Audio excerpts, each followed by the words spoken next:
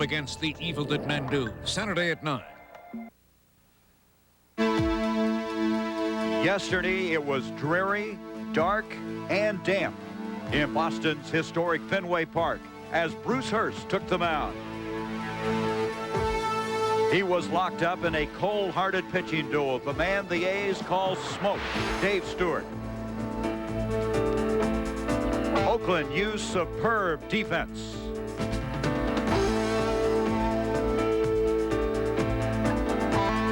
And power. The power being ignited by their superstar slugger, Jose Canseco, who set the stage early with his first October blast. The A's' Dennis Eckersley closed things out on this Wade Boggs strikeout, and the celebration began in the Oakland dugout.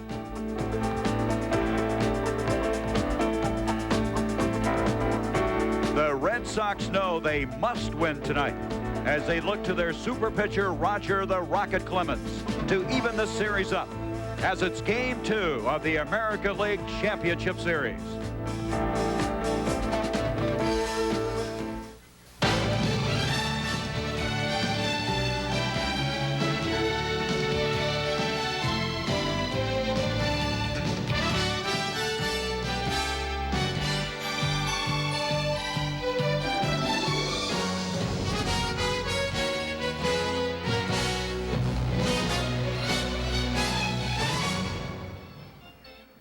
Live from Fenway Park in Boston, it's Game 2 of the American League Championship Series. It's the Oakland A's and the Boston Red Sox. A frosty night here in Boston. Temperature 42 degrees, the wind chill at 34 degrees. Hi, everybody. I'm Gary Bender. The Red Sox find themselves down 1 game and facing the prospect of being 2 games back when they head west to go to Oakland, and they realize the fact they didn't win a game in the Coliseum this year, losing in all 6 tries. So that's pressure. And they're putting the pressure squarely on the shoulders of Cy Young Award winner Roger Clemens. He'll go against 16-game winner Storm Davis. And Joe Morgan, that's a lot of pressure to put on one guy in Roger Clemens. Well, I think you're right, Gary. If I'm a Red Sox fan, I'm worried by some of the quotes I read in the newspaper from the Boston players today, such as Roger will lead us. Roger will rise to the occasion. I think it should be we will rise to the occasion. Yesterday, Bruce Hurst tried to lead them, but the other guys didn't make any contributions. It will have to be a team effort. Roger can lead them, but the other guys will have to contribute. Also part of our broadcast team is Reggie Jackson. Reggie, the Red Sox lost 6 of their last 7 in the regular season. They batted 190. They hit 194 in their loss yesterday. Who's going to get this club started? Gary, they have not scored runs the entire month of September in the last 2 weeks. Everyone knows that they've played very poorly. Jim Rice, Wade Boggs, Mike Greenwell, they have not been scoring runs. They've not been driving the ball like they need to. And here's a ball club who hit 283 over the entire season. Somebody needs to step forward and get some base hits. We'll continue our pregame here from Beantown, Boston, as we'll have an interview with Wade Boggs, the American League batting champion. Also the skipper of the Oakland A's, Tony La Russa. Back with that in just a moment. Game 2 just about ready to go.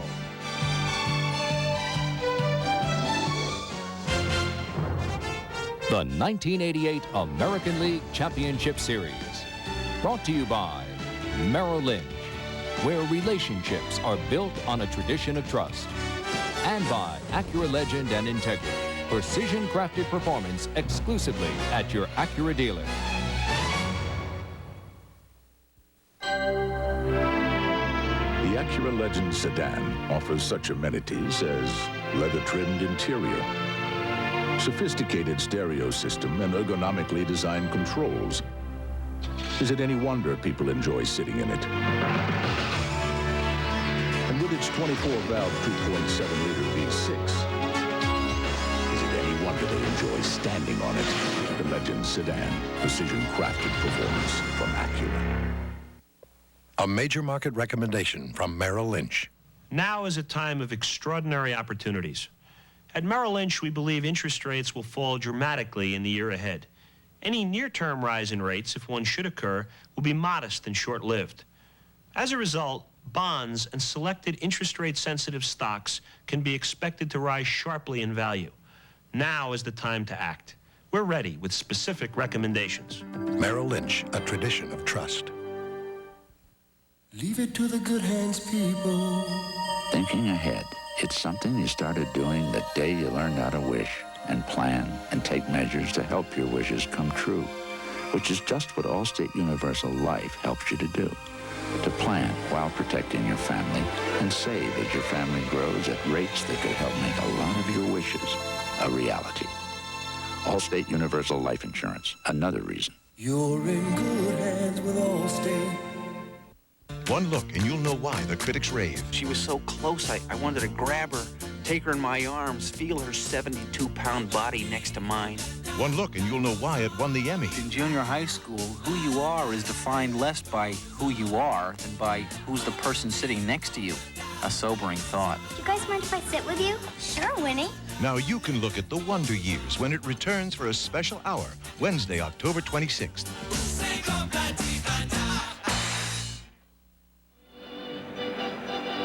Historic Fenway Park in Boston. The Oakland A's had quite a year. They won 104 games in the American League West. That is a record. They clinched the flag on September 19th. Their skipper is Tony La Russa. He's a lawyer, an outstanding manager, and Reggie Jackson spoke to him earlier. Tony, you're pitching Storm Davis tonight. Why him over Bob Welsh? Well, Bob is going to pitch Game 3 because he's had special success in the Coliseum, something like 12-3 with a low ERA. Storm has been good on the road and at home, so we figured he'd be a better match for Game 2. You have a different lineup tonight. Do you tailor your ball club to a pitcher you're facing or a ballpark you're playing in? Some of it. We're basically a right-hand hitting club against everybody, but I do play Louis Polonia in left field against right-hand starters. Very often I'll catch Ron Hassey against a right-hand starter. They're both in the lineup today. Tony Phillips is playing second base.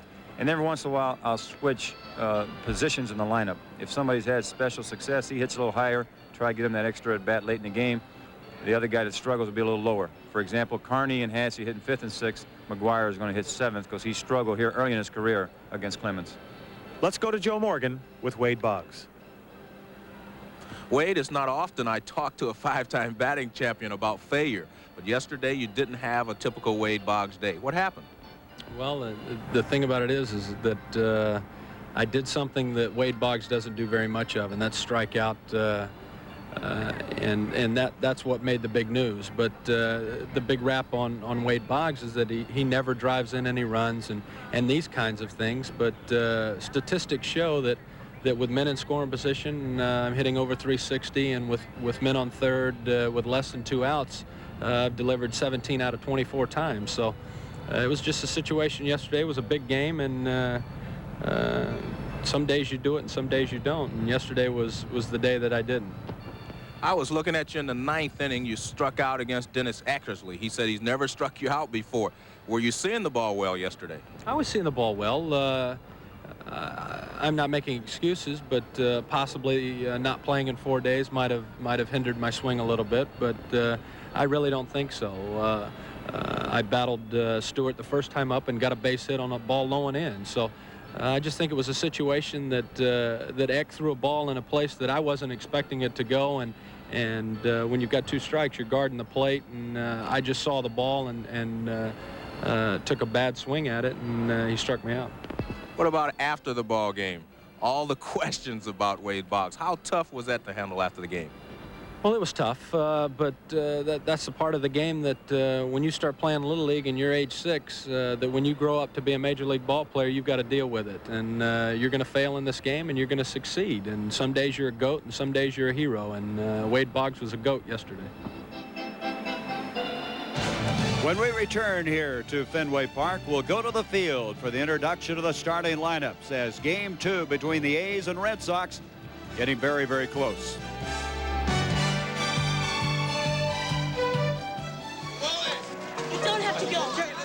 You can't see 5 feet in front of you. We've been all over this. I could tell them you memorized the eye chart. I love you. Jim! Look! Our Liberty Bond! And maybe he'll come back sooner! For that, I'll do anything. Charlie Merrill helped Americans protect their country and savings. Today, Merrill Lynch can help find a safe haven for your money. Merrill Lynch, a tradition of trust. The Acura Legend sedan offers such amenities as leather-trimmed interior, Sophisticated stereo system and ergonomically designed controls. Is it any wonder people enjoy sitting in it?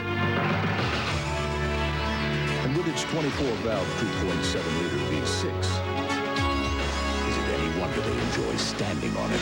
The Legend sedan, precision-crafted performance from Acura.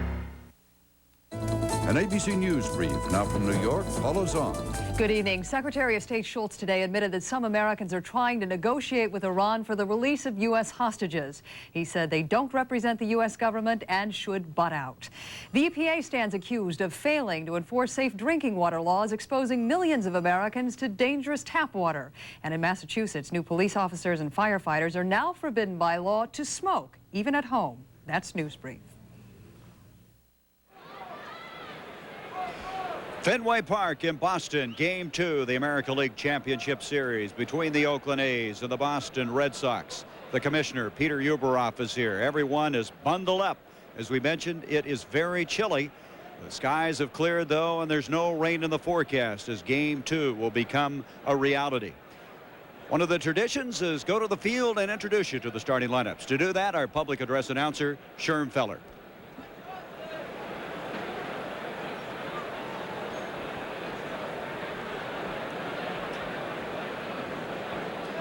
Ladies and gentlemen, boys and girls, we direct your attention to the third base foul line for the introduction of the starting lineup for the Western Division champion, Oakland Athletic.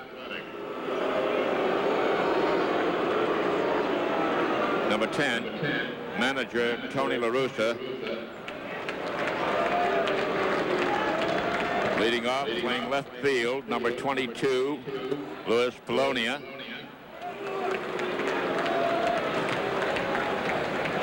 Batting second, playing center field, number 42, Dave Henderson.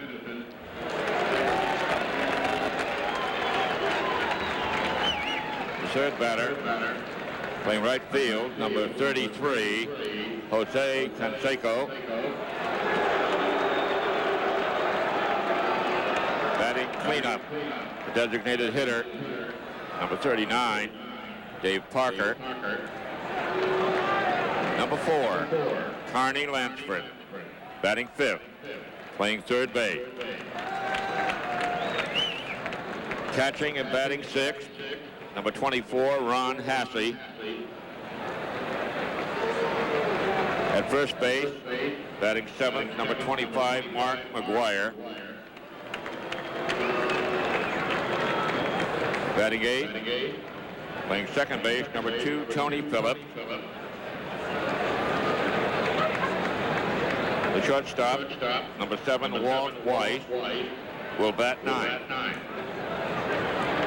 And warming up the bullpen for the Athletics, the starting pitcher, number 14, Storm Davis.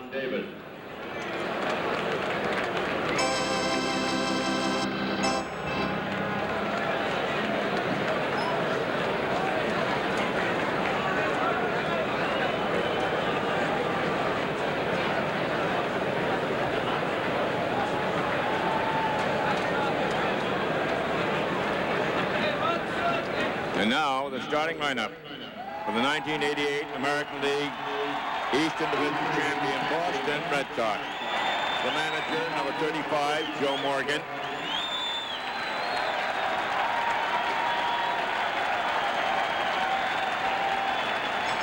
Leading off and playing third base, Wade Boggs.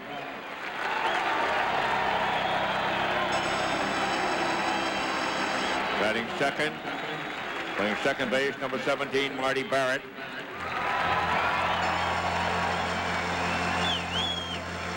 The right fielder, batting third, number 24, Dwight Evans. The cleanup hitter, playing left field, number 39, Mike Greenwell.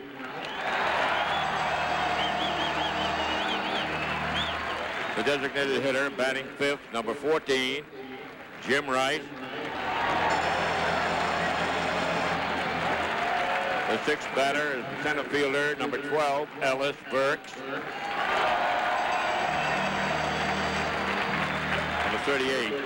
Todd Benzinger is at first base, will bat 7th. Batting 8th, playing shortstop, number 3, Jody Reed.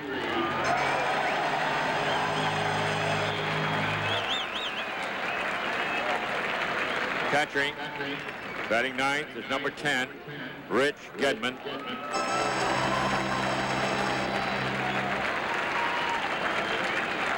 And tonight's starting pitcher, number 21, Roger Clemens.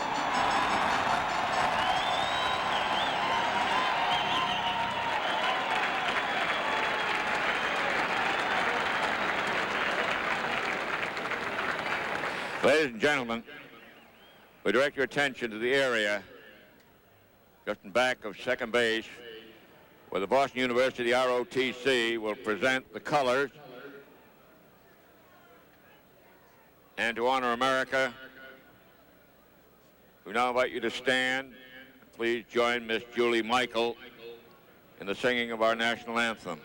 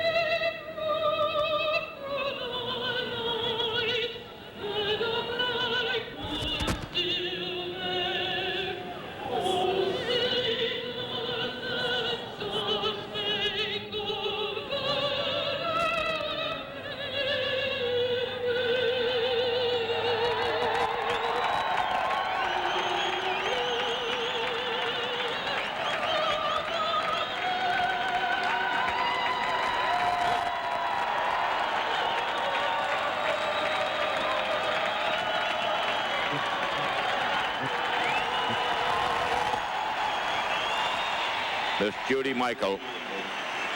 Just set. We'll be back with a final thought on this game as we approach the first pitch of game number 2. The A's and the Boston Red Sox. The A's leading 1-0. We'll return to Fenway Park after this word.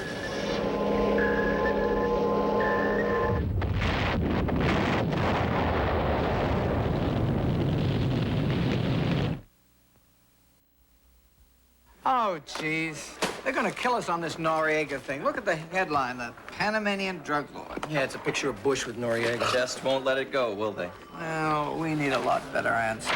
Well, something better than I don't remember. Well? I'm working on it.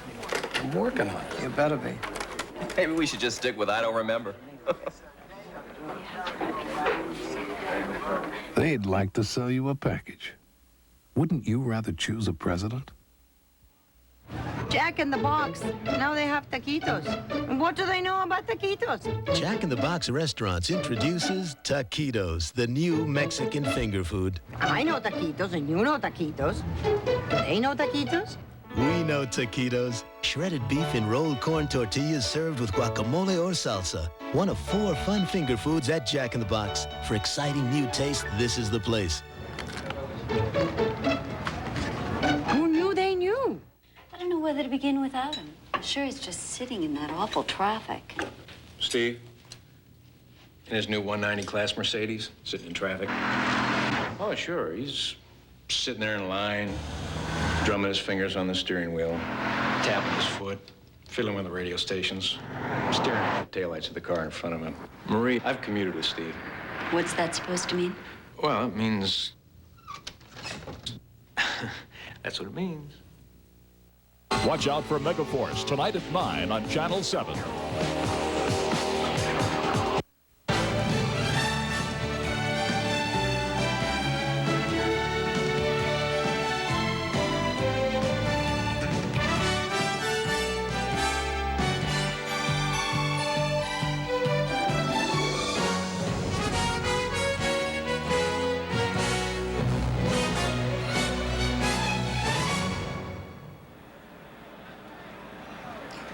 Fenway Park in Boston, and Joe Morgan, as we get ready to start this baseball game, what can we focus on?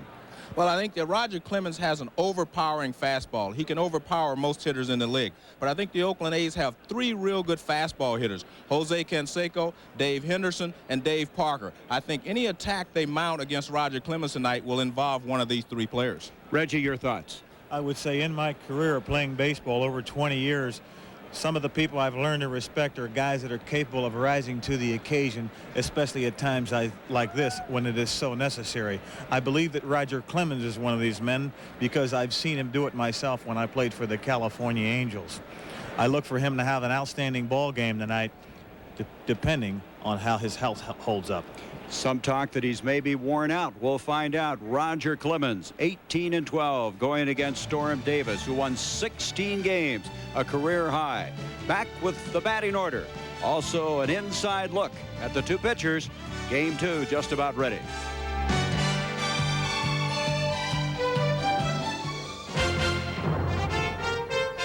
The 1988 American League Championship Series. Brought to you by the Heartbeat of America, Today Chevrolet. By Budweiser, Beechwood Age for that clean, crisp taste. This Bud's for you. By MasterCare Car Service with over 1,500 locations nationwide. Finally, taking care of your car is no big deal. And by Rolaids and Acid. Relief. You know how to spell it.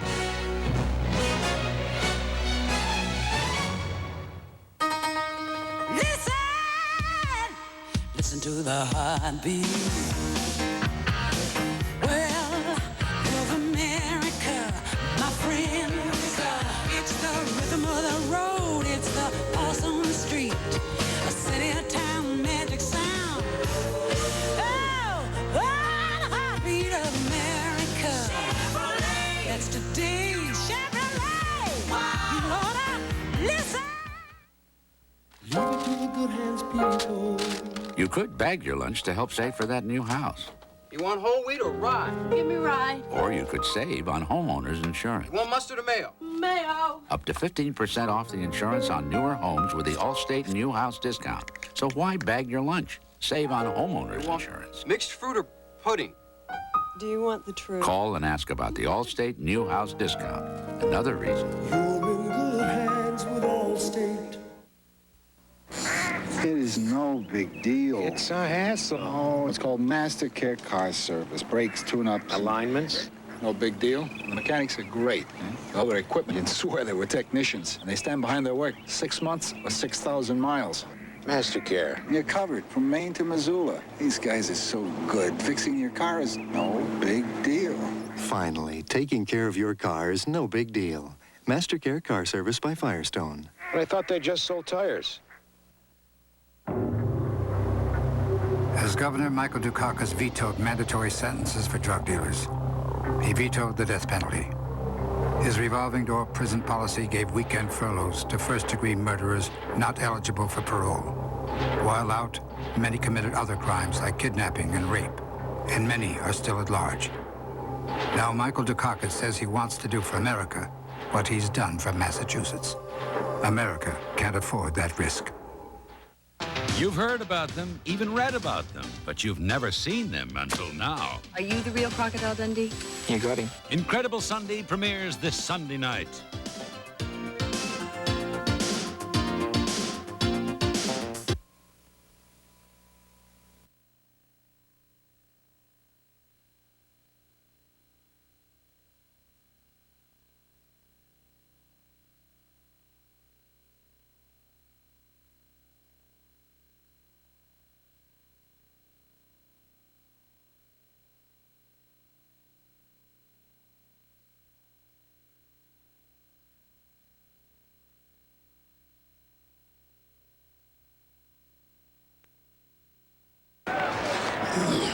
From Fenway Park, Gary Bender, Joe Morgan, and Reggie Jackson. Let's check now the batting order in this game for the Oakland Athletics. Polonia will be leading off and playing in left field. Henderson had a pair of hits in the game-winning RBI yesterday, batting second. Canseco with the home run, batting third. Dave Parker seeing his first action of the championship series. Lansford has been dropped down from a leadoff position. Hasse starting for the first time. He did come in a relief role yesterday. McGuire all the way down to the 7th position now, playing first base. Tony Phillips, who was in left field yesterday, now playing second base. And Walt Weiss is the shortstop. And the Boston defense will have Todd Benzinger at first base. Marty Barrett is the second baseman. Jody Reed will be at shortstop. Wade Boggs is at third base. Mike Greenwell is in left field. Ellis Burks is in center field. Dwight Evans will be in right field. Rich Gedman will do the catching. And on the mound, Roger the Rocket Clemens.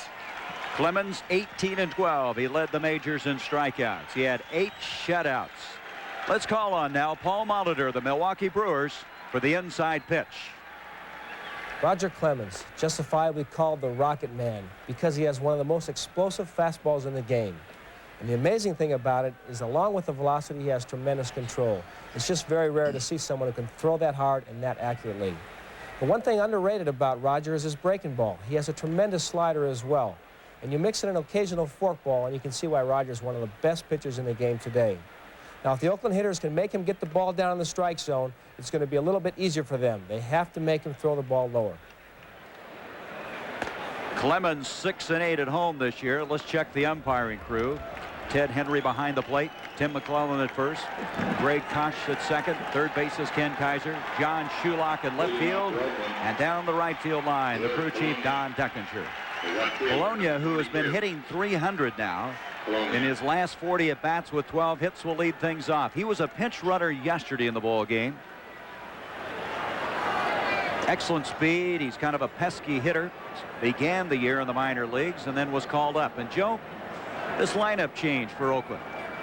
Well, I think he moved McGuire down in the lineup because he has not been able to catch up with Roger Clemens' fastball as often as you think he might.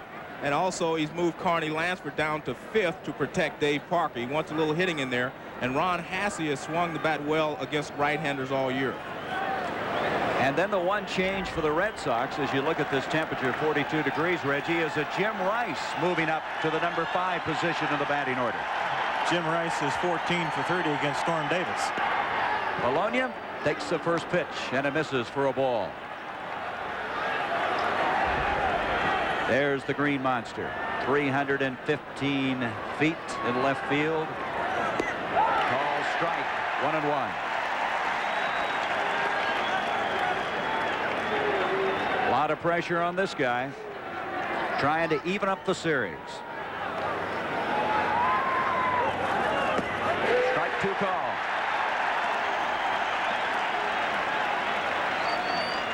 Clemens, 6'4", a 220-pounder, had tried to become the first pitcher since Jim Palmer to win 20 games 3 years in a row, and failed by 2 this season.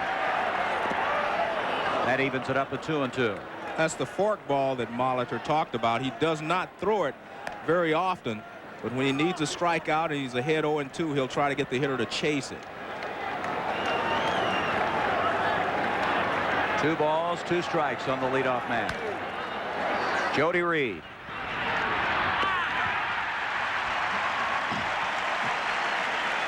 One down, and that's going to bring up Dave Henderson. Henderson, who went 2 for 4 in the game yesterday. His RBI ended up being the game-winning RBI. Center field, Henderson. Boy, you wonder where the A's would have been if Dave Henderson hadn't arrived on the scene this year. Well, especially with the injury to Dave Parker that kept him out for quite a while. Dave Henderson helped pick up the slack. He and Canseco really carried him down the stretch. A former Red Sox, in fact, former Red Sox haunted this team yesterday. Lansford scored the winning run. This guy drove in the winning run, and Eckersley got the save. All of them former Boston Red Sox. A strike. Hey, Roger Clemens right now is doing his best to establish that fastball, and he's doing it in a big way. And he just emphasized what you said, Reggie. 0-2 on Henderson. He's made a statement here early. 1 down. On deck is Canseco. Just missed, and it's 1-2. There's the former Red Sox we were talking about. We mentioned all of them except Baylor, who started yesterday as a DH.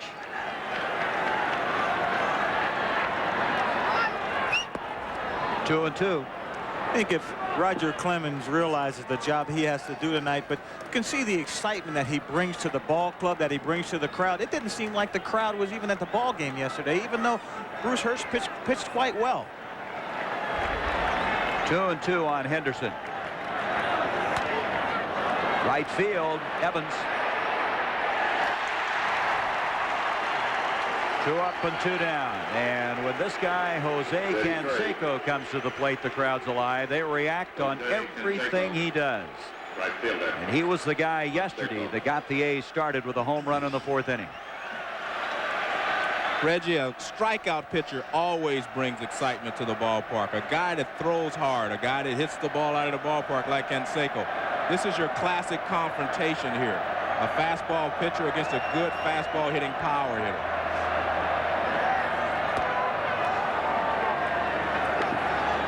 On Canseco. Should it continue? The DH, Dave Parker's next. There's the home run. Strawberry second.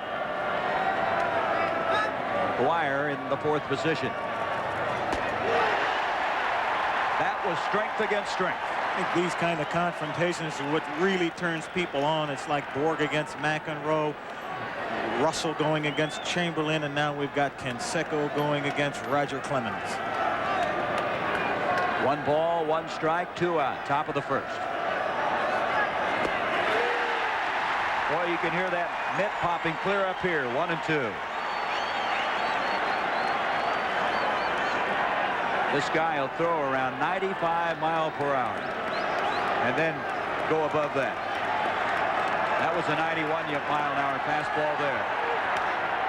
Right field. Evans. His second put out of the inning, and Clemens comes out strong. 1-2-3 order. No score for the A's, and the Boston Red Sox coming to bat. Ladies and gentlemen.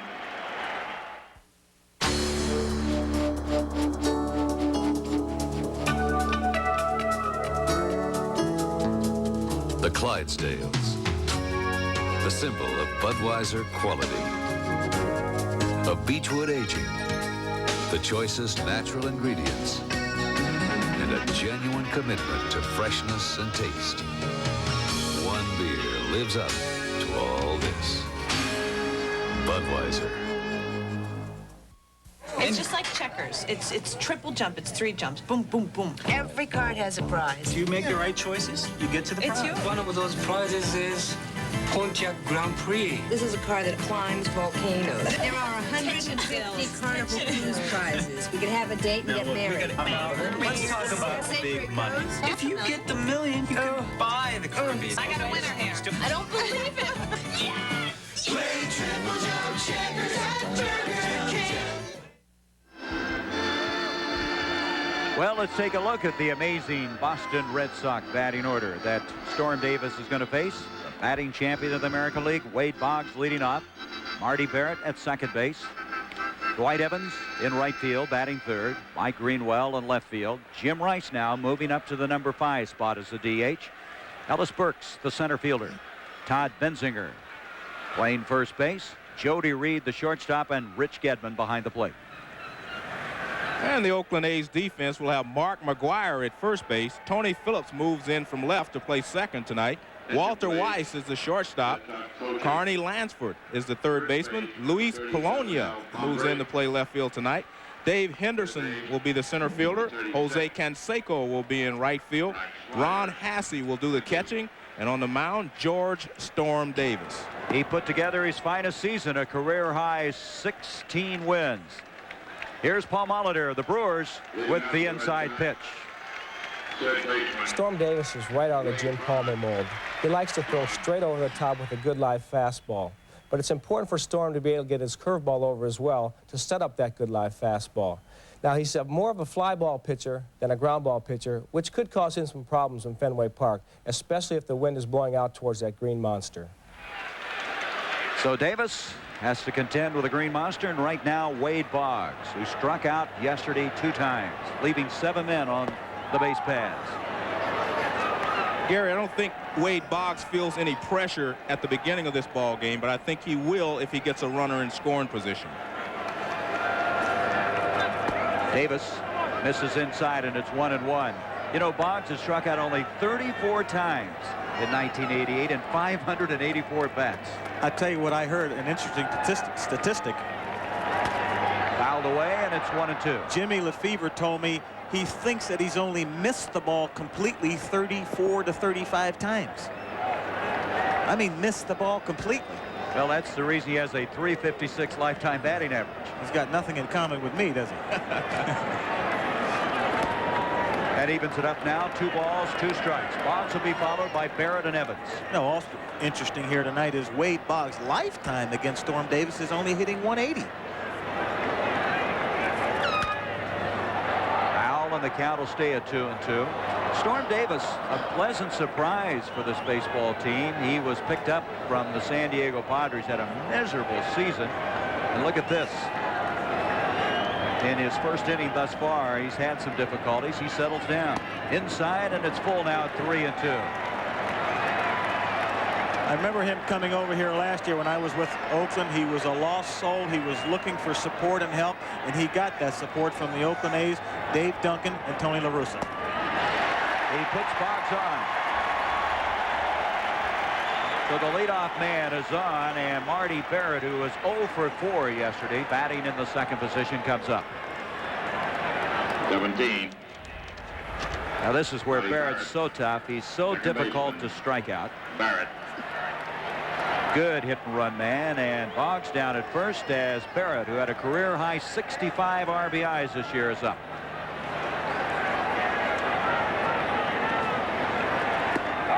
Strike from Davis.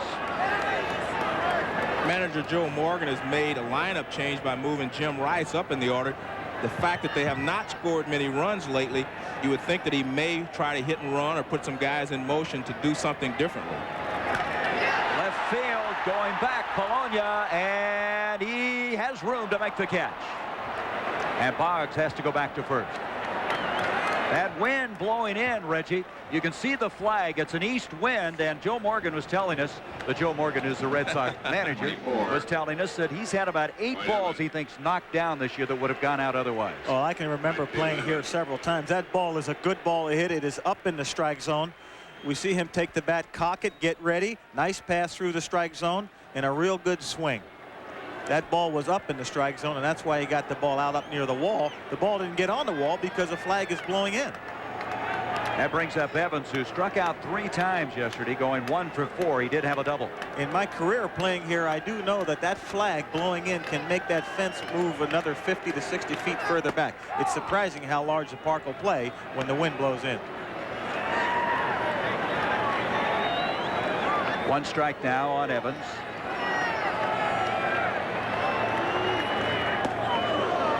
Inside. Now that's one thing Storm's learned to do, is to move the ball inside. They had to start to get him to brush people back a little bit. Scored only 1 run their last 19 innings. We're talking about they're hitting 190 the last 7 games of the regular season. No, after they won so many ball games in a row, I think it was 24 here at home, they've only been 29 and 29 since that at Fenway Park.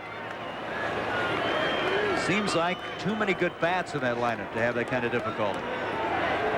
2-1, and to right center field. Canseco has this one gauged. 2 out.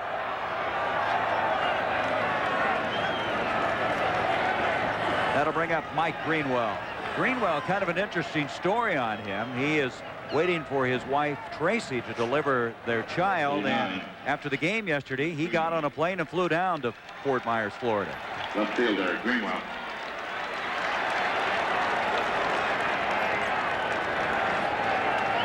Two away, Boggs at first, and he starts him out with a strike. So far in this ball game, Gary, Storm Davis seems to have a better fastball than I remember seeing him have. He is throwing the ball pretty well. Boggs still down at first with 2 down. Bottom of the first, no score. That missed outside, and it's 1-1. He has been throwing the ball hard all year long. That is what Dave Duncan has told me earlier today. Almost as hard as Dave Stewart at times. To center field. Henderson got a good jump on it, and that'll retire the side. So after the leadoff man Boggs reaches by the walk, Storm Davis slams the door. No score after 1. The winner of this year's Rolaids American League Relief Man Award, Dennis Eckersley. And now to present the award, John Walsh, president of American Chickle, makers of Rolaids. Relief is our business, so at Rolaids we're pleased to present this award to the league's top reliever. This year, for the first time, Rolaids spells relief, Dennis Eckersley. Thank you, John, and thank you, Rolaids, for this award. I'd like to thank my teammates, especially my teammates in the bullpen, because without them, I couldn't have won this award. When lunch and a day at the park are too much for Tommy Lasorda, he reaches for Rolaids. Nothing works better for acid indigestion. And why should heartburn take the fun out of the game? Relief. You know how to spell it. This is not the time to learn that all antifreezes aren't the same.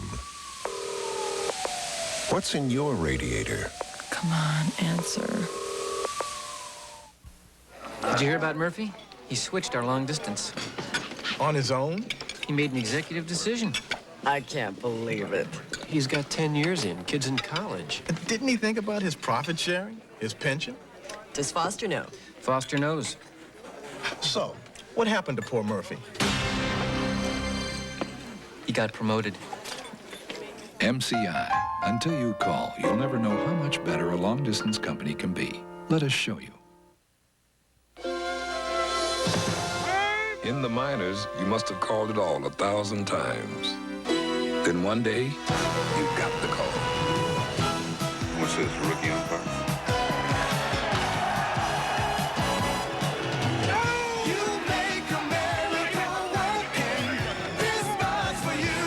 Here's to you. Beechwood Age for that clean, crisp taste that says Budweiser. Compliments of that gentleman. This bar's for you. We played 1 here at Fenway Park. And the Red Sox 39. down 1 game Dave as we Parker. start the top of the 2nd inning, and Dave Parker will lead things off. He'll be followed by Carney Lansford and then Ron Hasse.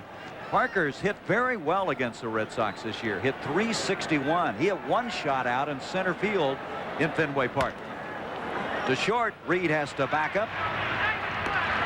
And very quickly, Dave Parker's erased. That was not a routine ground ball to shortstop. Jody Reed had to back up and take a tricky hop there. Dave Parker hit that ball with a lot of overspin.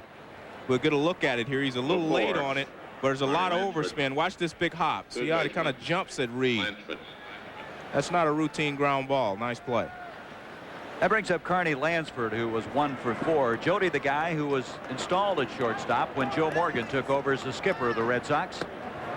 Lansford has ball 1. Lansford moved down in the starting lineup. He was the leadoff man in yesterday's game.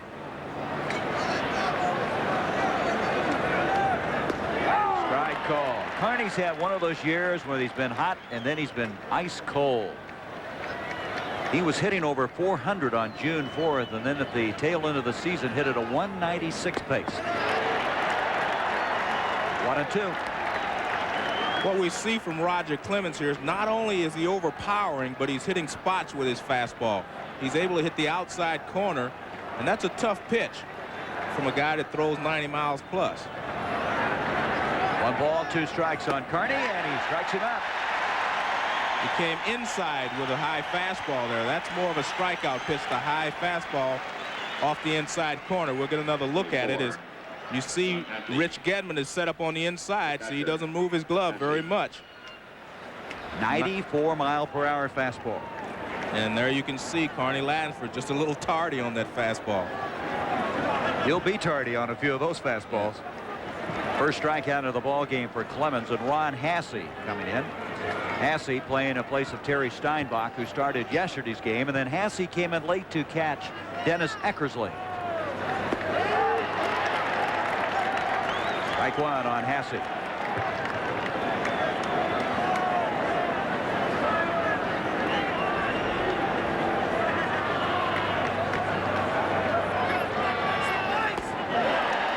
right now he is just throwing some real heat up there. It'll be interesting to see how many people Roger Clemens does strike out. A lot of people feel that a guy like him They're strong when they're striking people out. They're on their game. When they're losing it, and they're not quite themselves, they're not striking people out. 2 strikes now on Ron Hassey. Outside. His last couple of starts, his strikeouts were only 5, 3, 7, 4, an indication that he wasn't quite the Roger Clemens we all had come to expect. Well, a lot of speculation. He caught a line drive off the bat of Ricky Henderson on his elbow. 1-2. Call strike 3 and 2 strikeouts in the inning. So he's retired the first 6 men in order. We go to the bottom of the second. No score.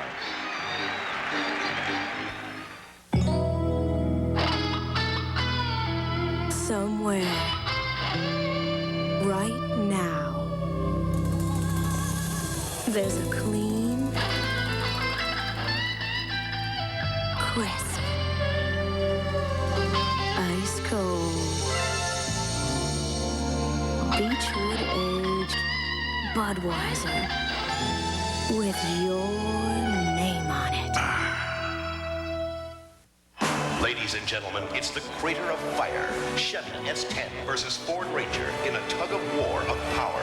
And there they go, 2 compact pickups with biggest available engines and automatics. The Ford's trying, but look at that Chevy S10 power. Its bigger V6 is just too strong for Ford. Chevy S10. When it comes to pickups, no wonder America is having a change of heart. The heartbeat of America. That's the day Chevy truck.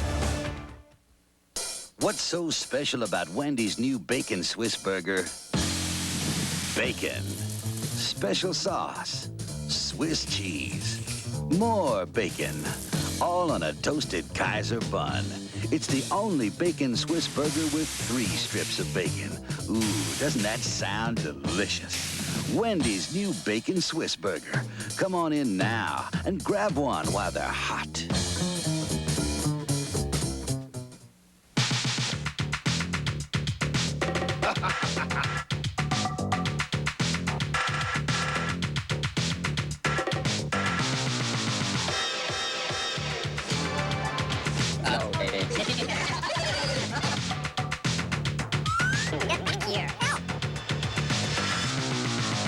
Isn't this romantic?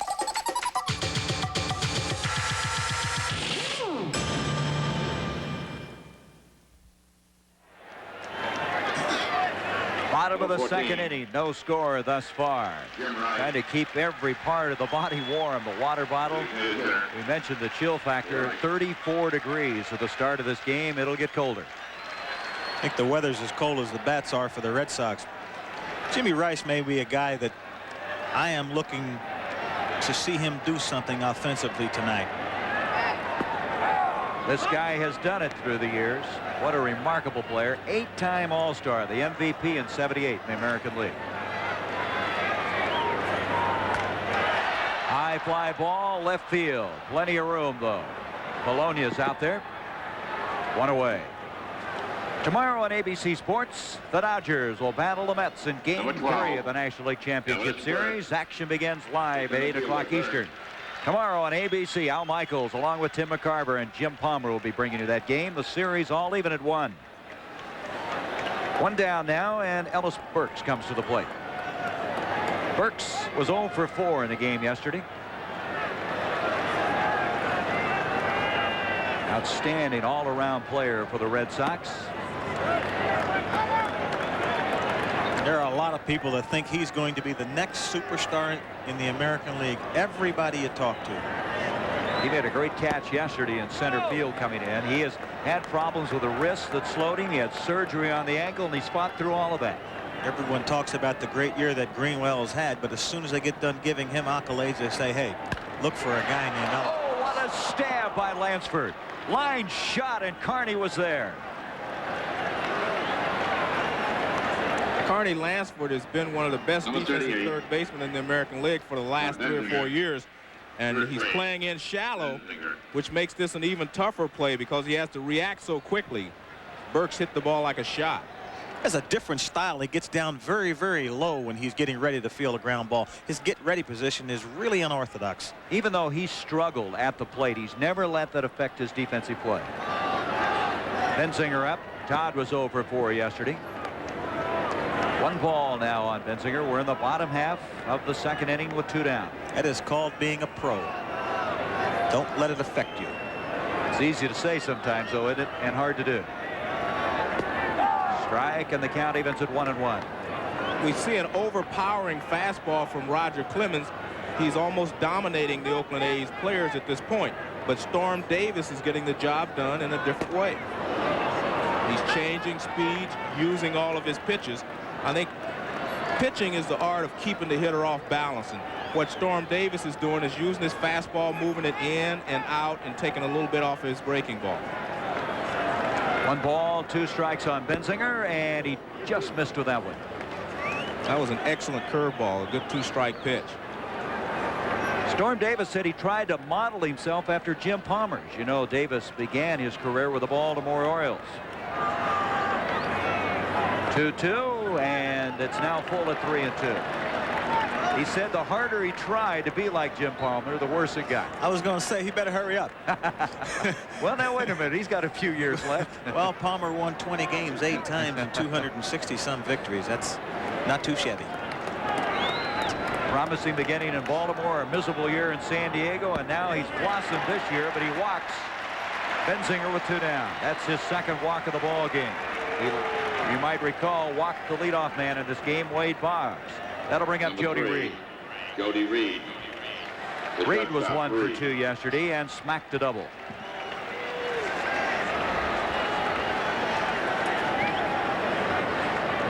.06 per 9 innings. That's high.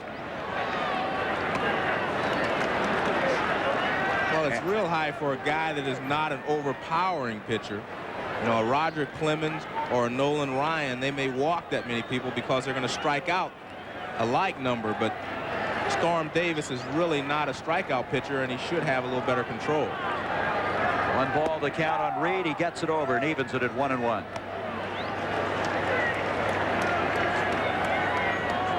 That fastball, by the way, was 88 miles per hour, so not quite the velocity of Clemens, but pretty swift. 1-1 to Reed, fouled, and the count goes to 1-2. Jody Reed hit .293 this year, and one of the reasons that Joe Morgan elected to put him at shortstop was that he came to Morgan. He says, I can hit .300. Well, he was a little below that, but certainly has done an outstanding job replacing Spike Owen at shortstop, and you could see how they responded to Reed in the starting lineup. I think that Johnny McNamara's last few days here, he had put him in the lineup and started playing him every day. 2-2 on Reed. This guy worked out 3 times a day in the offseason. Guy like you, Reggie. That's fouled, and the count will remain at 2-2. Did he say 3 times a day? That's right. As Once much a as day. you eat for breakfast, I hope you work out 3 times a day. You ever seen anything like it in your life, Morgan? He eats the same way at lunch. Wait till they get the expense account. I've been training, working out hard. Yeah. Full count now, 3-2. 2 down, a runner at first, and Benzinger.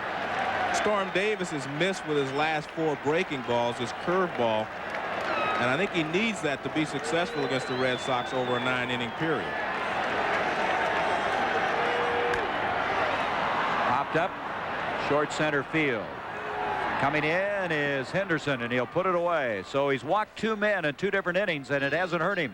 We'll return to Fenway Park after this word from our local stations. Peter Jennings on World News Tonight. He's reported from 98 countries and all 50 states. He's called the most professional news anchor. Nightline's Ted Koppel, widely regarded as the preeminent interviewer on what simply may be the best program in the history of broadcast journalism.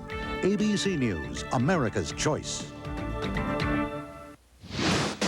There are more small businesses in California than anywhere else, and more competition. So what's wrong? This new guy opened up down the block. Is your business off? To say I didn't need the competition. Make things easy for your customers. Get an 800 number. Just call Pacific Bell. They'll help you figure out what you need. Would an 800 number help that much? Hey, it worked for me. For an 800 number, your best call is to call on us. Pacific Bell. Those insurance boys sure got themselves a pile of propositions they're promoting. 101, 104, 106.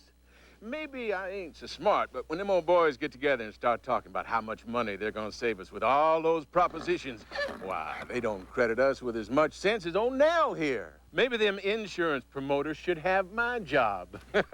Because in my line of work, I deal with this kind of stuff every day.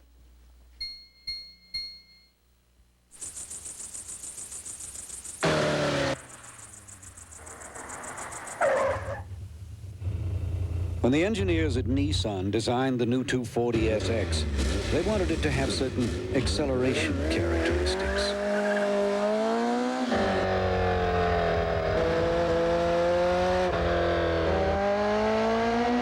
The Nissan 240SX. It's a lot of sports car, but you can handle it. The making of Channel 7 News tonight after the game.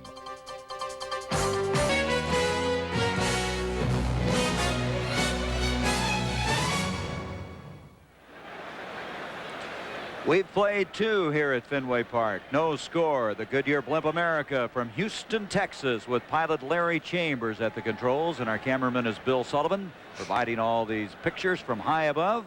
The Goodyear Blimps have been covering major sporting events for over 60 years, and glad to have him with us here.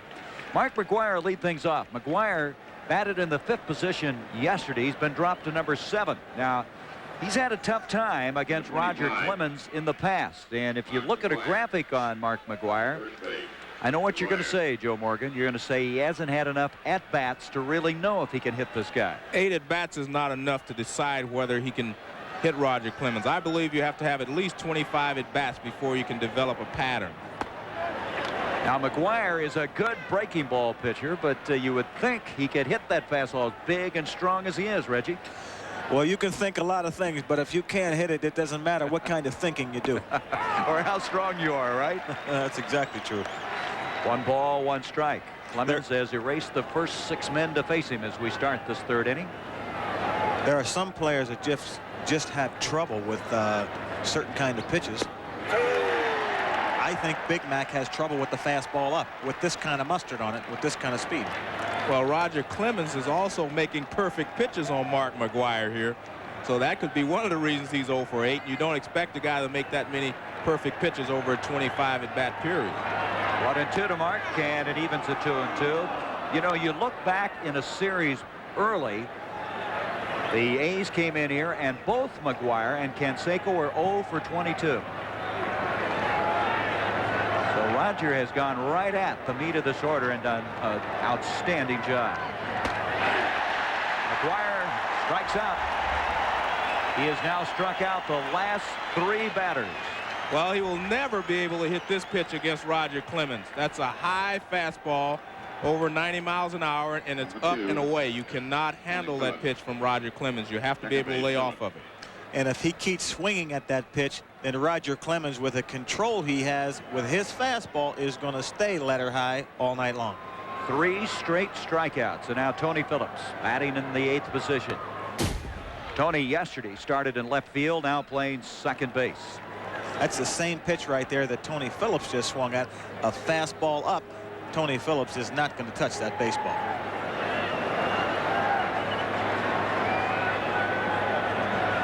One strike on Tony, and right now, I think you said it very well, Joe Morgan.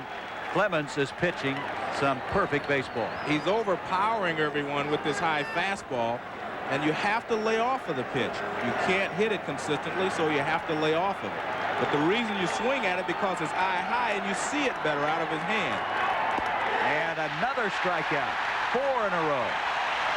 This is where you talk about a guy with great control. He's showing you his great control right now. He is throwing that ball up in the strike zone, letter high, consistently, and that's where he wants the baseball. He gets ready, he cocks, he gets the foot ready, he stays in on the ball, but it's by him. No chance. Who said Clemens was worn out? Who said he was having tendonitis problems? Who said his side was bothering him? Who dat? Wasn't me. He seems to be getting stronger. He did not strike out any of the hitters in the first inning, but he's starting to really let it go. Maybe there was a time that he wasn't sure his arm was okay. Now I'm sure he feels that he's in rare form, and he's going to let it go. Walt Weiss at the plate, and 2-0 now on Walt Weiss.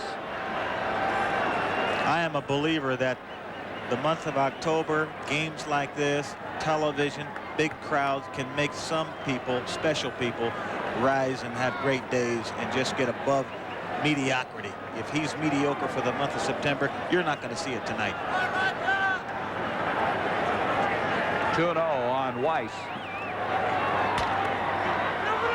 And a nice stab by Benzinger. 3 up and 3 down once again. 2 more strikeouts in the inning. Roger the Rocket Clemens has come out here looking like the Cy Young Award winner.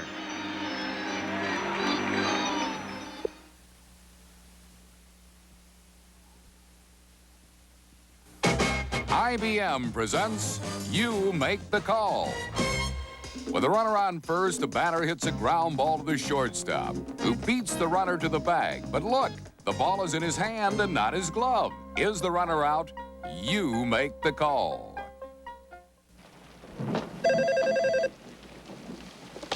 Hello? Need a shipping date? Yeah. Oh, hold on a second. Hello? You want research? Yo, price change? The IBM Personal System 2 Research here. All trends are up. runs today's most popular business programs Shipping. Be out in 10 days. with superior graphics and speed. The price on that? The price is $89.99. No wonder it's today's fastest-selling computer. The Personal System 2 family, part of the bigger picture from IBM. On a force play, a fielder can touch the base with any part of his body as long as he has control of the ball. If you said that the runner is out, you made the right call. It's no big deal. It's a pain. No, Carrie. It's called a Master Care car service. Brakes, alignments, tune-ups, the works. It's no big deal. And a 6-month or 6,000-mile warranty covers parts, labor, wherever they do Master Care service. From Seattle to Schnecksville. Sounds right, this Master Care. So right that fixing your car is no big deal. Finally, taking care of your car is no big deal. Mastercare Car Service by Firestone. I thought they just sold tires. The man behind the woman. From the producers of Cosby. And look what that man brought his woman in advance. Dad, how much is that? 500 smackaroonies. $500? You deserve a kiss. Back and kiss your dad. Roseanne premieres Tuesday, October 18th. Bottom of the third, Gary Bender, Reggie Jackson, Joe Morgan. No score. Storm Davis. Only blemish thus far for him in the first 2 innings. He walked 2 men, but he was able to get out of any difficulty as Rich Gedman will lead things off. The 9th man in the batting order. And Davis comes right at him with a strike. Gedman yesterday had 2 base hits, going 2 for 3 in the ball game.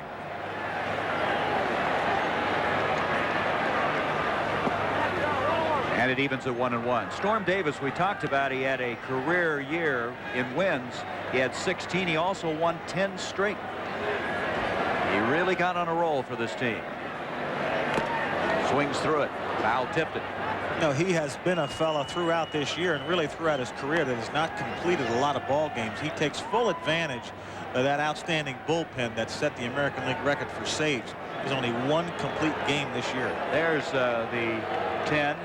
Juan Agosto of Houston's a reliever who had that mark that tied him. And of course Steve and Viola, who many people feel will be the Cy Young Award winner in the American League. He's had a great one. I think what Storm Davis tries to do is just give it all he has. And what it usually has made him do is give up and just kind of wear out in 5 or 6 innings. 2-2 on Gedman. There are a lot of pitching coaches who stress to starting pitchers, go as hard as you can for as long as you can, and we'll bring someone in to relieve you. All 3rd strikes, so the leadoff man is out. That was a perfect pitch. Fastball inside. The ball actually starts inside and tails back over the plate. See the catcher's glove? And it tails back on the inside corner. Good pitch from Storm Davis. That's his first strikeout. That is a place where you are vulnerable when you do have 2 strikes on you. You're just trying to protect the plate. Wade Boggs, who walked back in the first, looks at a call strike. You're just trying to protect the plate, put the bat on the ball, and put the ball in play. And that is where you are vulnerable when a guy makes a perfect pitch with that kind of fastball. That graphic, of course, yesterday's action, 1 for 4, the 2 strikeouts, and the only RBI of the game for Boston. There's the average, 366. That's the second highest average in Boggs' career. Puckett, look at the average he put together, and Greenwell third. A lot of people have forgotten about the great year that Kirby Puckett had. 230 some hits, 120 some RBIs, 356. And plays a mean center field. Super player. Boggs gets a piece of that one. We talked about the fact that Boggs left a lot of men on base yesterday for the Oakland A's, against the Oakland A's, but I tell you what, they set him up early in the ball game yesterday, I believe. They established that they would come inside hard a few times, and then late in the ball game they went away, and I believe unconsciously he was looking for the ball inside a couple of times when he was struck out by Eckersley on the high fastball away and also against Dave Stewart. I think they established early to him that they will come in, and that puts a dent in your mind. 2-2 on Boggs, and another strikeout. Fastball inside corner again. So Davis now following in the direction that Roger Clemens has established tonight. 2 down. Watch this pitch. He's going to start it inside off the plate. See, it's way inside. Now it tails back on the inside corner. They were trying to pitch him inside too, because you see where the glove was. He believes it. He's just a little confused right now. Call strike on Barrett. Barrett right out to left field the first time. You could see what he did yesterday in game 1. So Davis with his first 2 strikeouts of the game here in the 3rd inning. You like pitching, you gotta like this one so far. Or they're getting the job done 2 entirely different ways. Clemens is overpowering, and Storm Davis is just a magician out there right now. 2 strikes on Marty Barrett. 1-2. Making some awful good pitches, Joe. I tell you, Boggs may establish a record for himself in strikeouts. He's had 3 already in this championship series.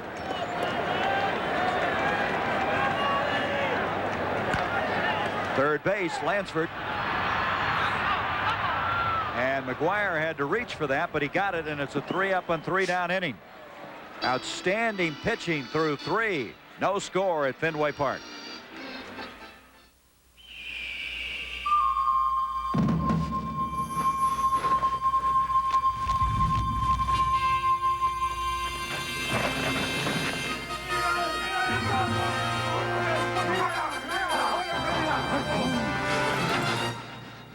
It's great. But we wanted a Bud Light. Bud Light! If you want the great taste of Bud Light, ask for it. Now go get pizza. Bud Light. Because everything else is just a light. Listen to the heartbeat of America. Listen to the heartbeat of America. Oh, yeah. The legendary Chevy Camaro. Remember all the times you told yourself that someday you'd have one? Welcome to someday. The heartbeat of America. That's today's Chevrolet. One little candle shining brightly as it glows. Shines even brighter. Brighter as it grows.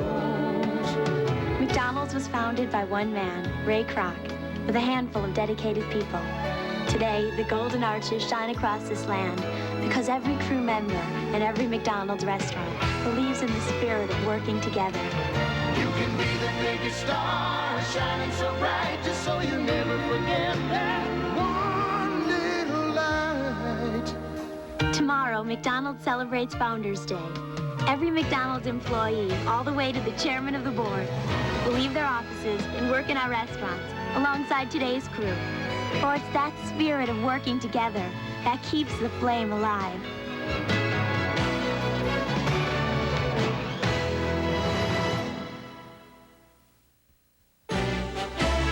the 1988 American League Championship Series.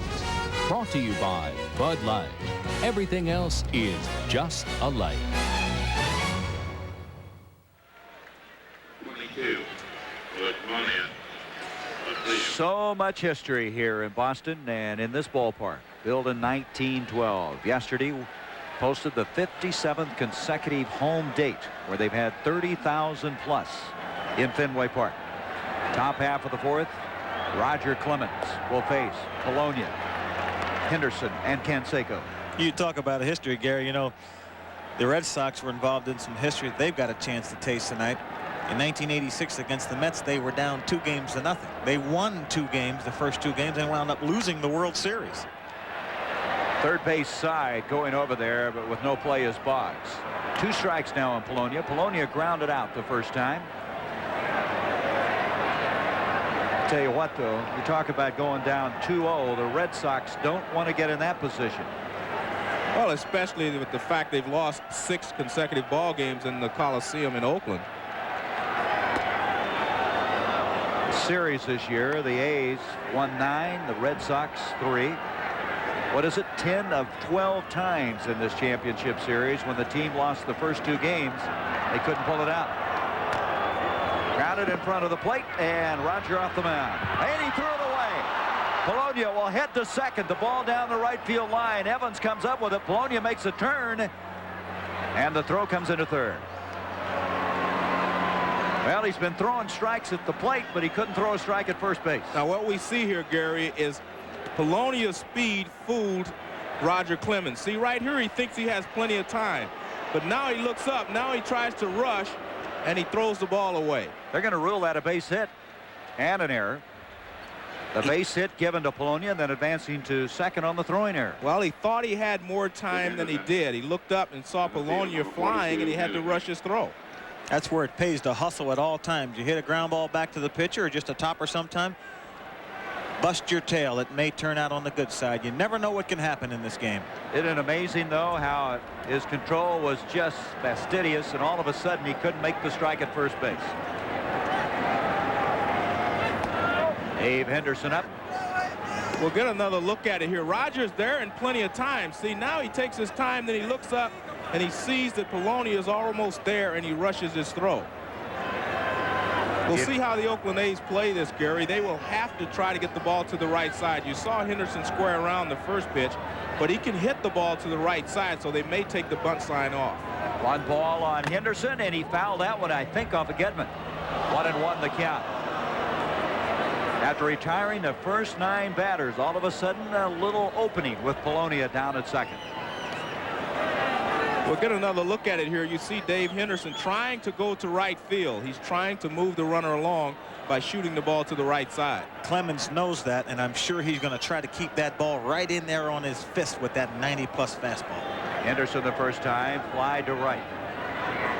1-1. Square round to bunt, and it's a call, strike 2. Henderson runs up the bunt, and it's a good fork ball from Roger Clemens. So now with a count of 1-2, Lefebvre hangs the sign up. Polonia down at second. Very, very good base runner. He stole 24 bases this year.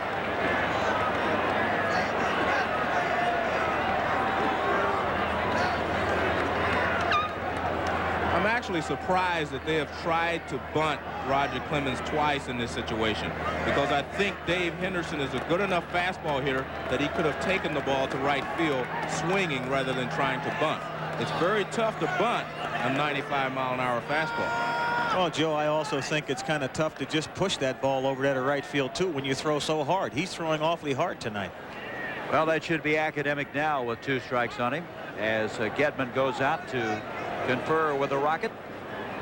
Parker waiting along with Tony La Russa. Here is a time where I've seen Roger Clemens get doubly tough, and he's got himself in this position. We'll see how tough he really can get now.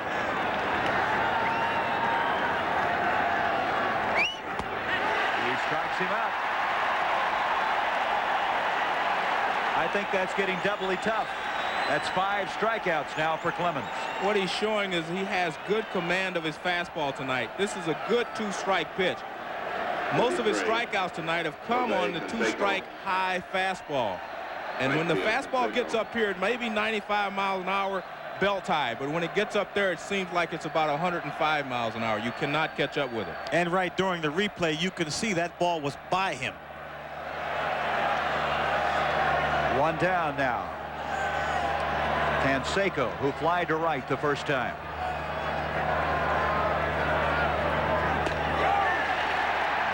That's impressive, the way he threw that one. 1 strike on Canseco. If they call that pitch up in the strike zone like that, the A's will not have a chance to hit him. That was a high fastball out of the strike zone probably, but if they call that pitch a strike, the A's are going to be in for a long evening.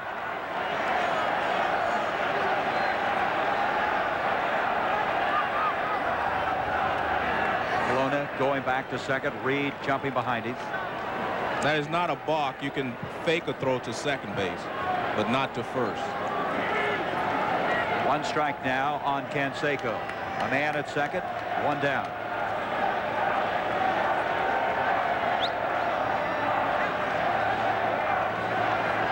He's going to third. Here's the throw by Getman. And he got him. Boy, that was a late call at third by the umpire. I wasn't even sure that he gave the outside. We'll get another look at Polonia. Had a pretty good jump. Getman makes a good throw. And we'll see if he gets in there or not. He got him right on the hand. It's a good call. Now watch Ken Kaiser. Well, you can't see him in this, but he gave one of those slam dunk moves rather than the thumb. But anyway, Bologna is out, 2 down, and Canseco now with the count of 2-1. Well, you wonder going to third with your big bat at the plate. I don't think it was a bad play this early in the ball game. You're trying to get something started. Clemens has been dominating so far, so you try to get something started by being aggressive on the bases. 2-2. Joe, I want to let the big guy try to drive me in. If a guy with 124 RBIs can't drive me in and 42 home runs in this ballpark, as you see a very quick tag by Boggs, if he can't drive this guy in, then who is? So let's stay there and let us see if we can do the job now.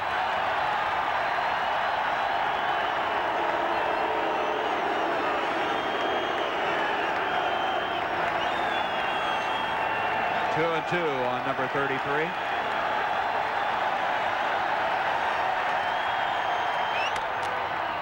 And that'll stay 2-2. I think he's got to get a new piece of wood. He busted his bat, so he'll go back to the dugout. That gives us an opportunity to remind you that ABC's college football will feature regional action as the Buckeyes of Ohio State take on undefeated Indiana, or a Pac-10 matchup, the Washington Huskies and the Sun Devils of Arizona State from Tempe. Action begins live at 3:30 Eastern. Be sure now to check your local listings for the game in your area. And of course, Reggie, you know something about Arizona State. The Sun Devils. I was a Sun Devil myself. I've made a few trips up Mount Cush. That's right. You played football there. I don't think a lot of people remember that. Sure did. So Canseco is back with a 2-2 count.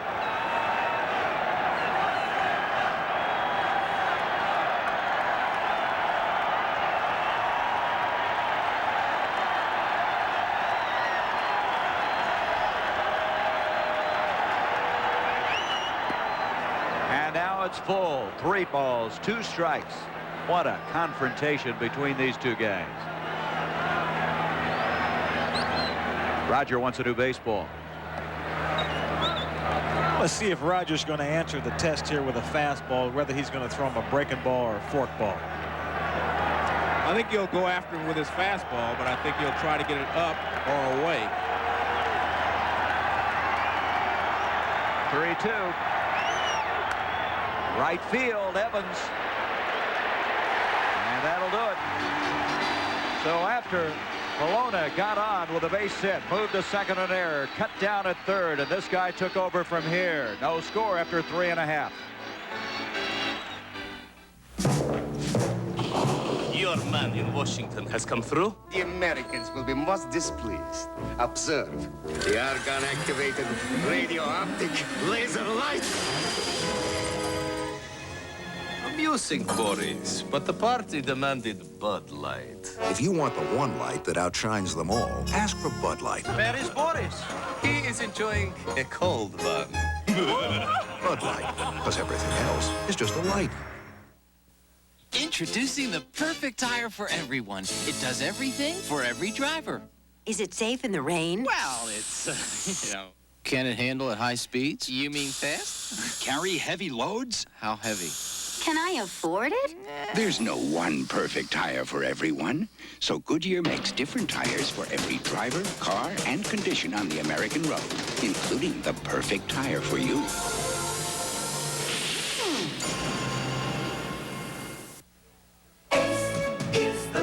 Protect your home with this Family Guard smoke detector for $4.77 and this kit of Fireway fire extinguisher for just $7.99. The right stuff at the right price, right here. Hey, let me tell you, Ace is a place for me. Before your tires show uneven wear, have your alignment checked. Or you could be shortening tire life and taking risks. At Midas, trained professionals with the latest technology align your car right. Hey, nobody beats Midas. Nobody. There's a rumor going round, and if you live in the city, pray that it's true. There's talk of a new breed of warrior. Someone to watch over you. Someone who will take back the night and fight fire with fire. They're young, they're fast, and they're the only thing that stands between you and the nightmares of the city. Night Watch. They're on your side. This fall. In Fenway Park, they talk about the Green Monster, but see that screen up above? That screen was installed in 1936 to save the windows across Lansdowne Street. There were a lot of complaints about home run balls crashing through the window. I say they're cheap. They're trying to save the baseballs. That wall out there, extended by the screen, reaches up to 60 feet.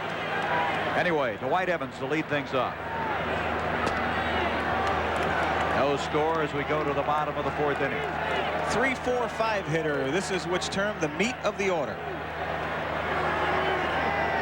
Evans the first time, flied out to right, and now Storm is behind 2-0. Dwight Evans is a very good cripple hitter. Cripple pitch is a 2-0 pitch or a 3-1 pitch.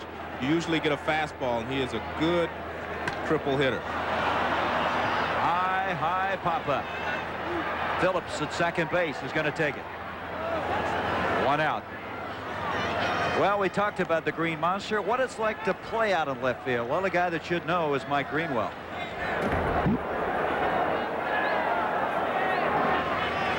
Well, we'll talk to him a little bit later about it, but Greenwell's been out in left field, and the horror of horrors playing out there, right, Reggie? That's right. First ball hitting Greenwell, and that ball hooking into the crowd foul.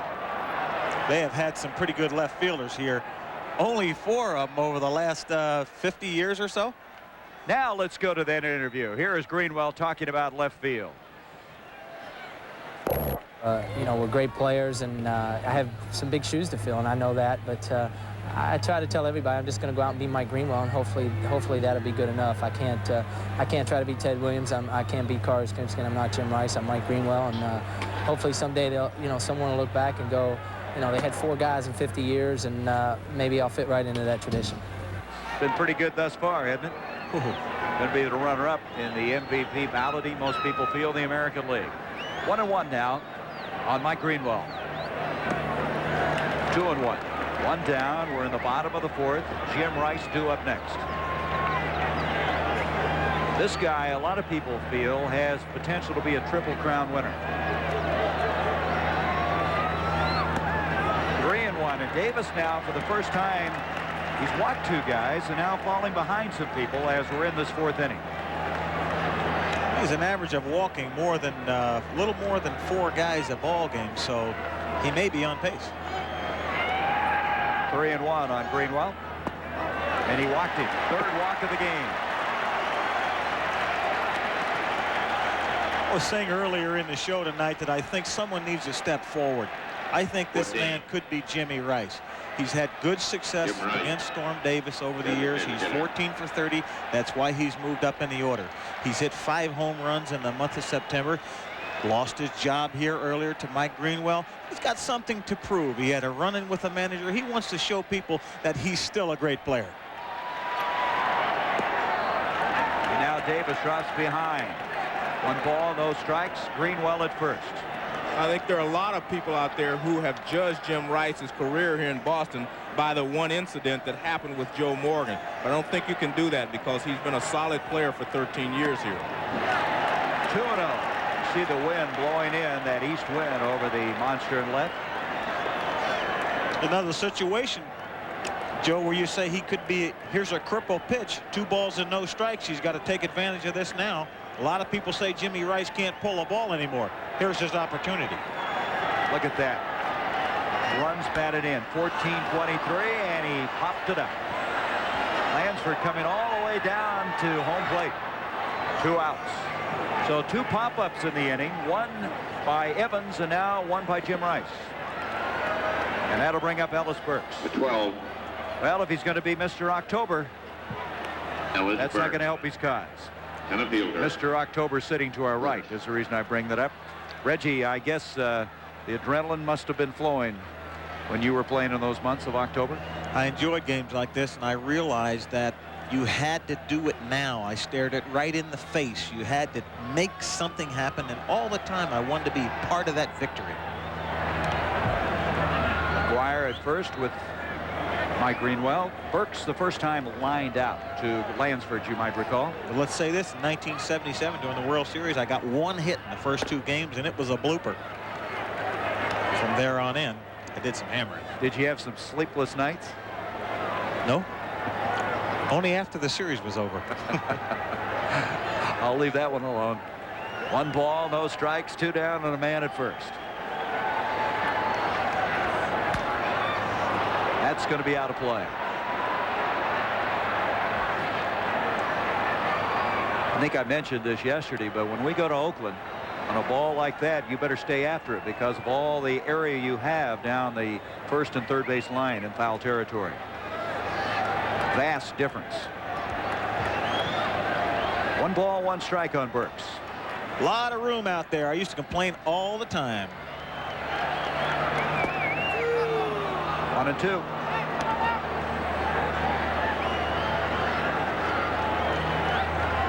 Davis trying for the 3rd time in this game to survive a walk. He walked a man in the first, got out of it, walked a man in the second, now here in the 4th.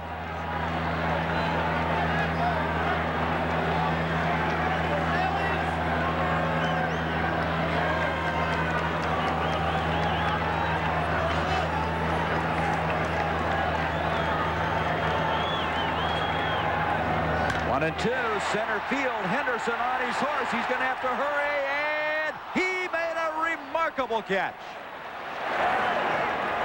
Dave Henderson got a great jump on the ball, and Burks took him as deep as you can go in center field. Well, this is straight over his shoulder, similar to the catch Willie Mays made in the World Series. Very good play. The only difference is those numbers are reversed. Mays was 24. We'll return to Fenway Park after this word from our local stations. The Ohio State Buckeyes tackle Big Ten rival undefeated Indiana, or a Pac-10 showdown as Washington meets Arizona State Saturday on ABC's College Football. This is Dan Lovett, and following the A's-Red Sox game tonight here on Channel 7, we'll go to Fenway Park, Boston, and hear from the A's in their clubhouse. News 7 at 11. This year, the world's automakers will once again offer hordes of imitation BMWs. Meanwhile, for under $25,000, BMW offers something infinitely more valuable. The new BMW 325i. Why settle for a copy when you can own an original?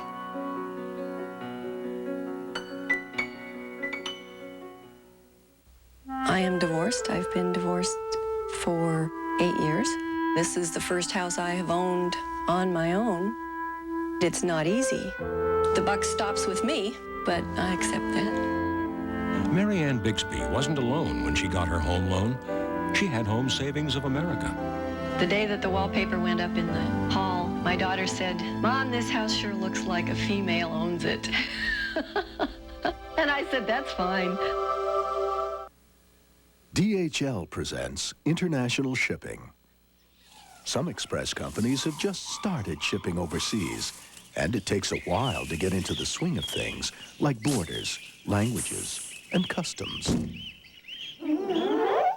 But DHL's been dealing with all that for 20 years, and you'll find getting a package through customs is a lot easier when you ship with someone who knows the ropes. DHL, the world's express company. Watch out for Megaforce tonight at 9 on Channel 7.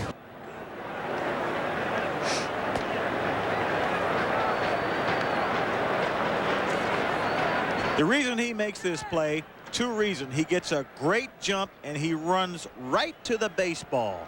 Soft hands. Keeps his eye on it all the time. Great play. Burks is saying, why did I hit it to the 420-foot mark? Why didn't I pick another spot? That's the second time he was right. The first time up, he hit a rocket to Carney Lansford. And Henderson, who made a great catch against the Angels that year, and also hit the big home run, and he has really responded. This is Parker. He'll be followed by Lansford and Hasse as we are now in the top of the fifth. No score. And Clemens just picks up where he left off. That's a spot that Dave Parker is very vulnerable anyway, up and in. And when you have the real good fastball, you can go there all day long. But if you get it down and out over the plate, Dave can handle it. Now, Joe, this is one of the three guys you said can handle his fastball. Right. He can handle that one, not the one up and in. Not many people can handle the one up and in. 2 strikes. There's the breakdown thus far on the Rocket.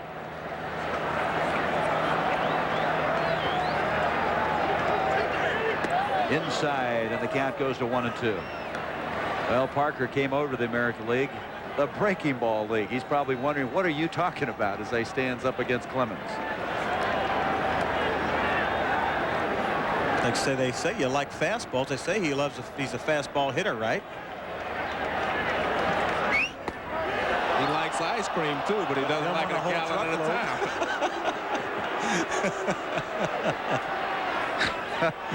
That's the reason he weighs 250 pounds. He's been eating too much of that ice cream. Not going to touch that one. Don't tell him I said that. 2 balls, 2 strikes. Straight back.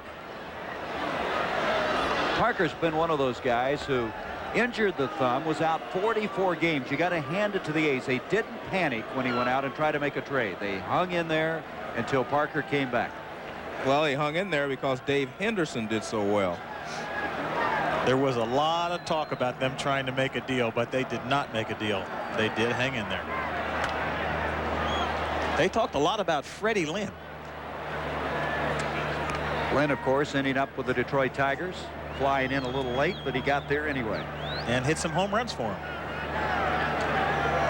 2 balls, 2 strikes on the leadoff man here in the 5th inning.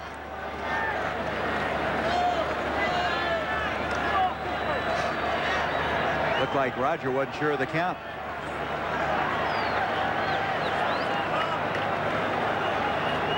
I'm sure that Roger Clemens does not believe that Dave Parker can hit his fastball, so I do not expect to see any breaking balls to this gentleman. He's going to go inside with a fastball here. And he just hit that one off the end of the bat. Boggs is over. That's a tough catch, and he made it. Kind of a strange catch. The way he came up with it almost got him. It looked like handcuffed, but Boggs stayed with it. Gentlemen, has Wade Boggs gone in and changed his jersey? Is he superstitious? Here's a great play. He tracks that ball all the way and an ice cream cone and stays right on it. Speaking of ice cream, tough to locate the ball the way he did, but he got there. There's 1 down, and Lansford, who was a strikeout victim, back in the 2nd. I think Wade may have gone in and changed his sleeves. He's looking for something with hits in it. The 80s chicken, I'm sure, before the game. If you don't know by now, he eats chicken in every way possible before every game. Lansford with 1 strike.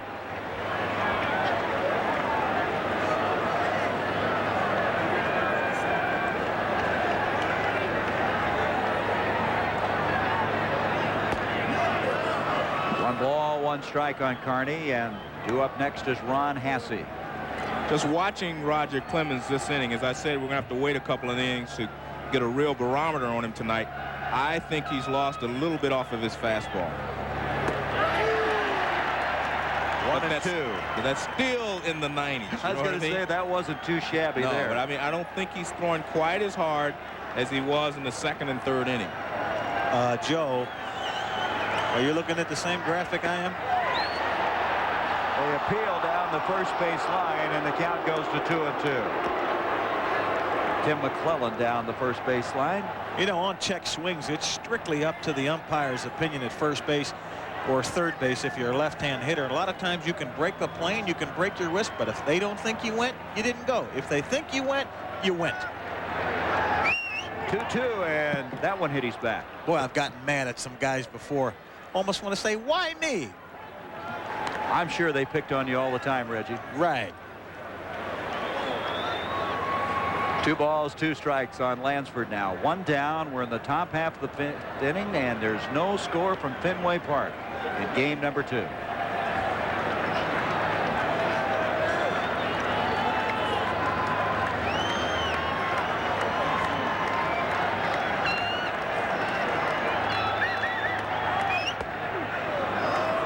Two now. That one went high on it. One of the things that happens to Roger Clemens during a ball game is he doesn't quite get on top. He doesn't quite turn his body sometimes to get back on top. He had a good rhythm early in the ball game, but when you see him throwing a lot of high fastballs without it being 2 strikes on the hitter, sometimes he's not cocking properly. 3-2, and Lansford's hanging tough right now. Carney, of course, won the American League batting title when he was with the Red Sox in 1981. Eventually, he was replaced by Wade Boggs and moved on to the Athletics. This year, making his first All-Star appearance. Deservedly so. Hadn't gotten a lot of credit. Left field. Short. Coming in. Greenwell.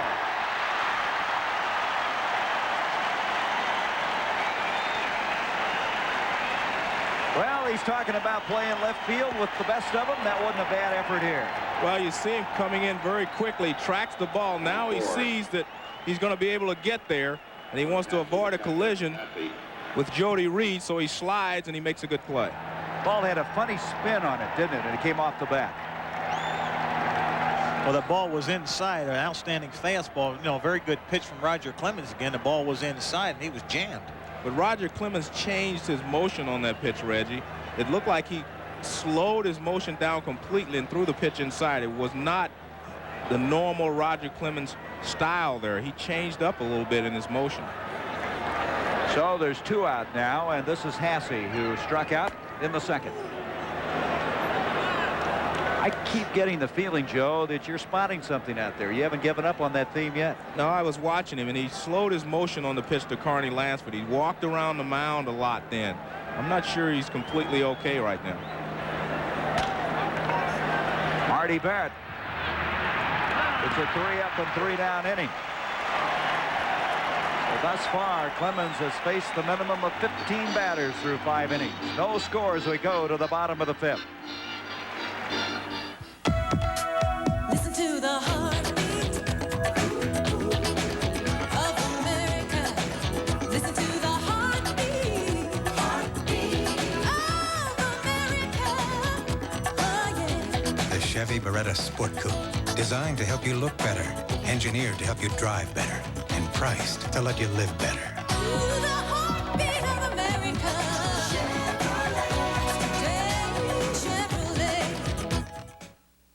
Chevrolet. Wait, don't pour the milk. Why? It's just right. So? So it's just right. It has great taste, tons of nutrition, and there's even fiber nuggets in there. Fiber? Yeah, those crunchy things taste good. That's why they're in there. Great. Now why am I waiting? Because it's just right. And if you pour the milk, it's going to be something different. Good point. Kellogg's Just Right with fiber nuggets. For 100% nutrition and great taste, it's just right. So, it's just right. So what was it before? It was dry. Leave it to the good hands, people. Suffering a loss. It means more than having a simple possession destroyed. It means suffering the shock and the aftershock that comes with a loss of control. Which is why Allstate always responds so quickly. In fact, faster than most everyone to help speed your recovery, both physical and emotional. The Allstate policy for fast, fair claims. Another reason. You're in good hands with Allstate. Unical's first again with 3 unleaded gasolines. The best gasolines for cleaning fuel injectors. Introducing the new Performance Series. Choose new Unleaded Plus 87, Proven Performance Plus 89, or High Performance 92. And go with the spirit of 76. Murph, what's new? What do you mean, what's new?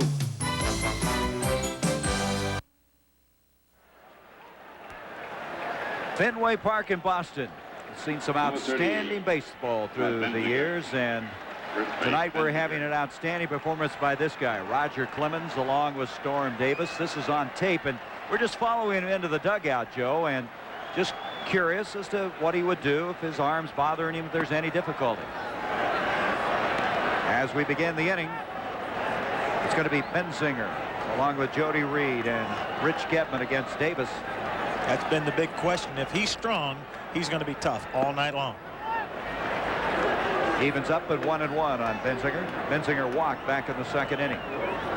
Davis thus far has gone through 4 innings. No hits, no runs, struck out 2, but he's walked 3, but thus far survived all of that. He's not given up a base hit yet. Straight back. 1 ball and 2 strikes. I see you're not superstitious. We dispelled that in a hurry, It's didn't not we? my no-hitter. How do you feel about that? He's a pitcher anyway. As the guys would say, that's professional courtesy, Reggie. Straight back again. You know, you're the only little guy that continues to get on me and get away with it. I can be a quarterback, guys, but not a referee, all right? 1 ball, 2 strikes on the leadoff man. Staying alive. You know, we have been saying an awful lot about Clemens, but Davis is hanging in there pretty tough himself. Certainly is. Got to say that Tony La Russa and Dave Duncan knew what they were doing when they put this guy in the pitch tonight, the second game in this playoffs. 1-2, and that off of Davis. Lansford won't have a play. Base hit. So the first base hit of the ball game, and I don't want anybody to say that we jinxed it. I won't say anything. Benzinger hits this ball very hard back through the middle, and it goes off of Storm Davis's right leg. Carney Lansford tries to make the play, but he comes up with it and smartly does not throw the first base. You know, Joe, what I think happened is I don't know how hard the ball was hit. I think Storm Davis was out of position to field the ball. Well, he falls off to the first base side. He's supposed to be in a ready position, square to home plate. He fell way over to first, and the ball hit him in the side of the leg. Well, Davis has gone only 1 inning without letting a man get on base. That was the 3rd. And now has the leadoff man with a base hit, and here is Reed. All 1. And you see a situation here where the Red Sox are having trouble scoring runs, and Joe Morgan's going to go to the bunt just to try to get a runner in scoring position here. They got to manufacture something. Benzinger at first.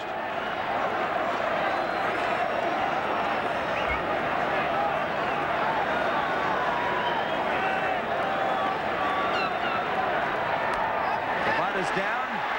Davis has only 1 play. That's to first, and so the sacrifice is complete. That'll bring up Rich Getman. It's a well-executed bunt play by Jody Reed. He bunts it down the first baseline. Storm Davis's only play is to first base. And the Red Sox have the go-ahead run at second. And represented by Benzinger, so a job well done by Jody Reed. We saw Benzinger yesterday after the game. He got into a car and he looked 17 years old. Boy, is he a young guy. Had some glasses on at the time. Gedman.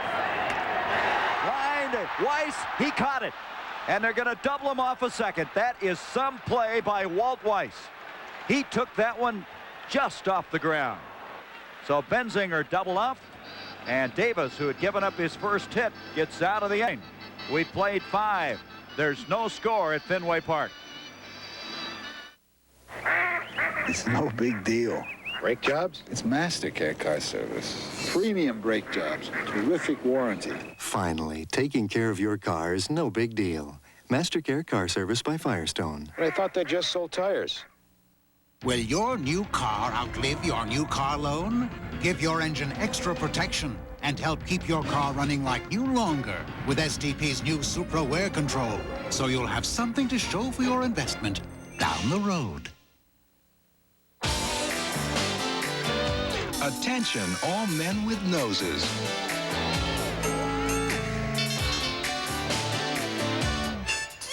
Introducing the Schick Slim Twin Disposable Razor. Compare new Slim Twin's narrow head to Gillette Good News. Slim Twin is 28% slimmer.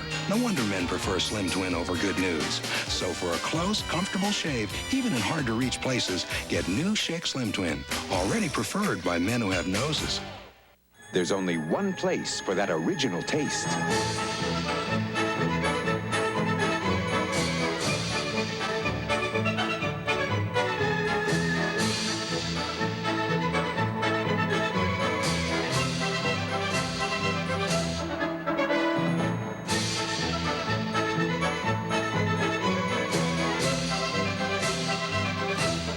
Kentucky Fried Chicken. We do chicken right. You're looking at a new level of comfort. Barefoot comfort. Comfort you get with Carrier's revolutionary new gas furnace. With breakthrough technology, Carrier gives you remarkably even heat with no toe-chilling drafts. Economical, the most. Quiet, quieter than a mouse. Carrier. Our engineers aren't comfortable until you are. For home heating, for cooking, hot water, or drying, choose gas, America's best energy value. The 1988 American League Championship Series, brought to you by Stroh's and Stroh Light. Fire brewed for consistent taste. Stroh's is spoken here. Some play by Walt Weiss. He's made all the plays for this team, considered by many to be the leading candidate for the American League Rookie of the Year. Let's look at it again, Joe Morgan. Gedman lines the ball towards shortstop. He waits on it, and he makes the catch, and he immediately looks at the second base umpire, Greg Coast, can make sure that he caught the ball. And there you can see he does make the catch. He shows it to the umpire, and he flips to second base for the double play. Benzinger had no chance to get back. So McGuire will lead it off. He'll be followed by Phillips and Weiss. No score through 5. Both teams with one base hit. McGuire, the first time out, went down swinging.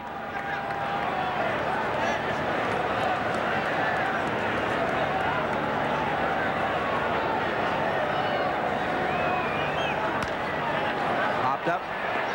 Right field, Benzinger in foul territory. And he tried to come up with it. Great effort. One thing about landing in a crowd in cold weather, there's a lot of cushion. One thing to remember here is that if the ball is in the stands, the fans have a right to it. They cannot reach out onto the field to interfere with him making the catch. But when he goes into the stands, they do not have to let him catch the ball. And they want their souvenirs.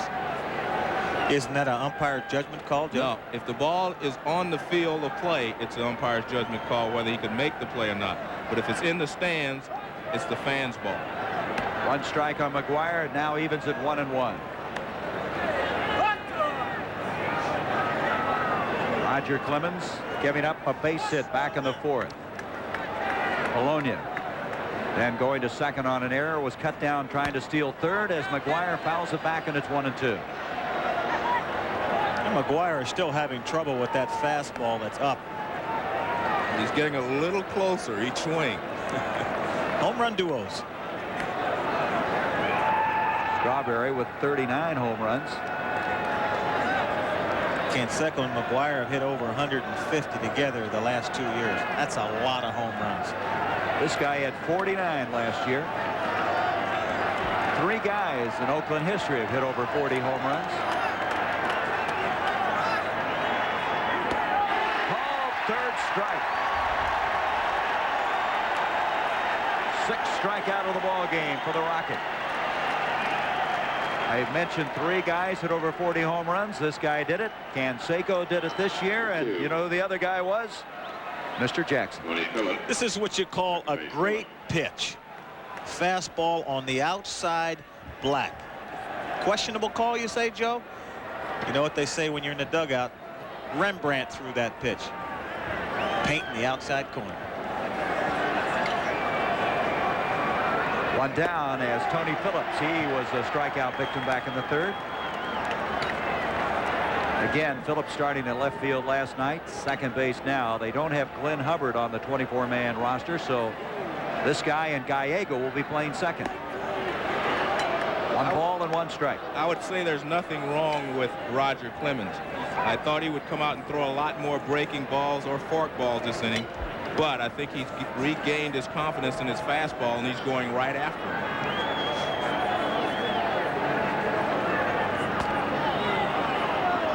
2-1. Looks like he's throwing the ball awful well to me, Joe. He's got the ball up where he wants it, and he's getting behind the baseball. I have to agree with you.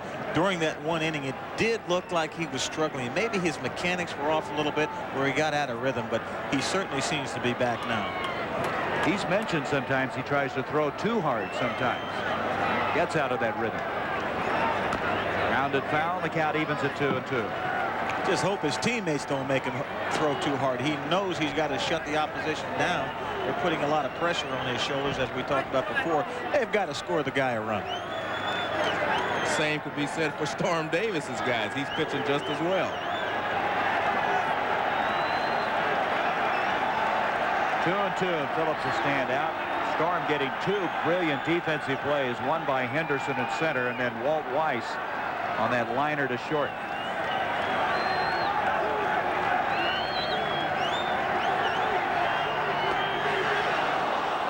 Full count, 3-2. A guy like this throws you a slider. He makes it awful tough because you've got to sit there geared up for that fastball, ready to fire at all times. He throws you a breaking ball, and he can catch you off balance. He can fool you. Full count now on Tony Phillips with 1 down. That'll go foul and out of play.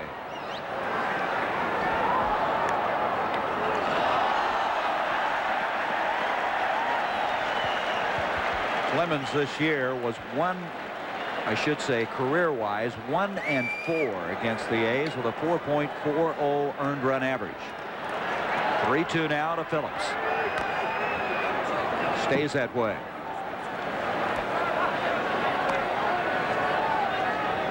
He's still on top of his game as we take a look at the glove man on deck, Walter Weiss. Weiss has made 2 fine defensive plays in this series. Last game, remember the backhand stab that saved a run in game number 1, and of course one a moment ago. He's been making them all year long, they say in Oakland. 3-2 again to Phillips. Left center field. That ball is going to go to the wall. Phillips makes a turn. He's on his way to second. The throw by Burks, and a stand-up double for Tony Phillips. Base hit number 2 for the A's. And with 1 down, here comes Weiss to the plate. What happens here is Roger gets the fastball down. This is not the high fastball he's been throwing. Tony Phillips goes the other way with it and lines it up the gap in left center field. And he goes into second easily with a double. Strong throw by Burks. Pretty shot. Ball hit in the alley.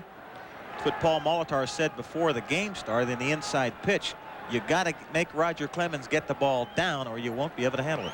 So Phillips in scoring position at second. Weiss at the plate. He grounded out unassisted to first base the first time.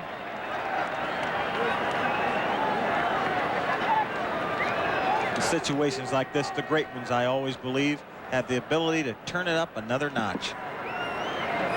Joe, you've seen a few guys do that. One strike on Walt Weiss. Misses.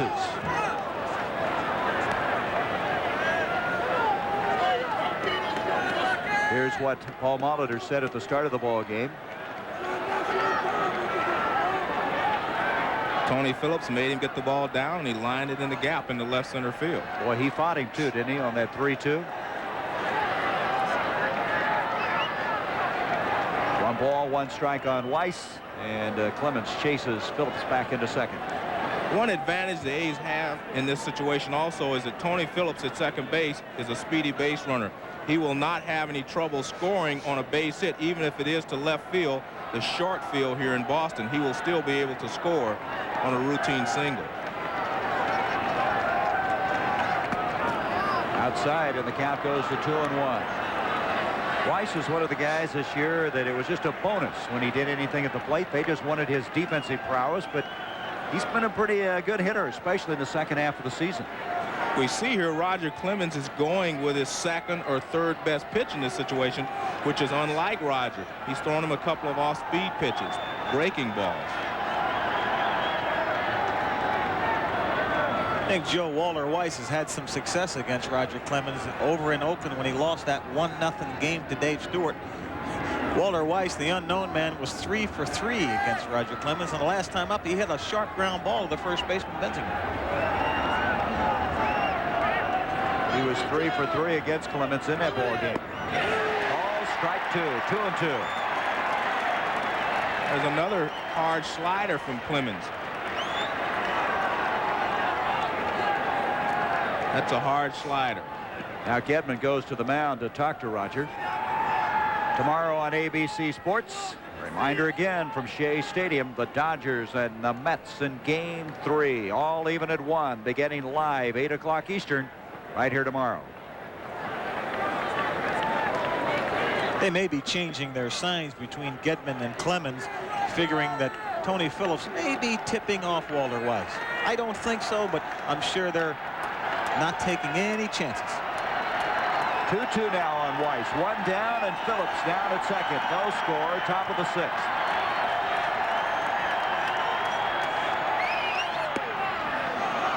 And he's worked it full now. So Phillips worked into a full count, smacked the double, and now we come full count to Walt Weiss. Well, he's definitely not going after Walt Weiss so far with his fastball.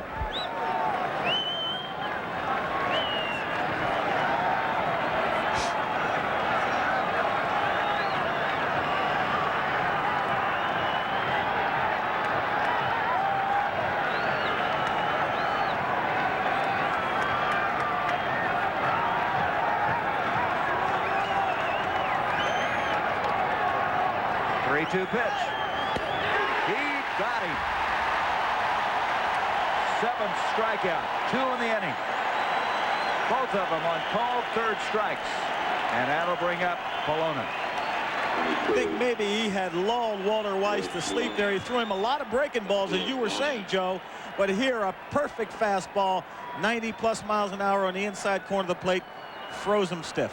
Couldn't move. Is that called rising 1 notch above? Well, I think what happened is he went back to his best pitch. Most pitching coaches will tell you, do not get beat with your second or third best pitch. He went back to his best pitch. Bologna got the first hit in this ball game for the A's and lines that one down the left field line. Call, he reached on a play at first and then went to second on a throwing error by the pitcher Clemens. I'm not so sure that was a hit, and to give that a base hit on the first hit of the game is a questionable call. Something a little, should I say, inexpensive or cheap? Tell it like it is, Reggie. 1 strike, and that one goes high, and it's 1-1. Right now, Clemens has given up 2 hits. The double in this inning, and trying to keep Tony Phillips down at second. Jim Lomberg, of course, since '67, taking the Red Sox to the World Series. I remember Gedman telling me he was 7 years old in Worcester, Mass. Watched that World Series. We also saw the immortal Cy Young on the bottom there in 1901.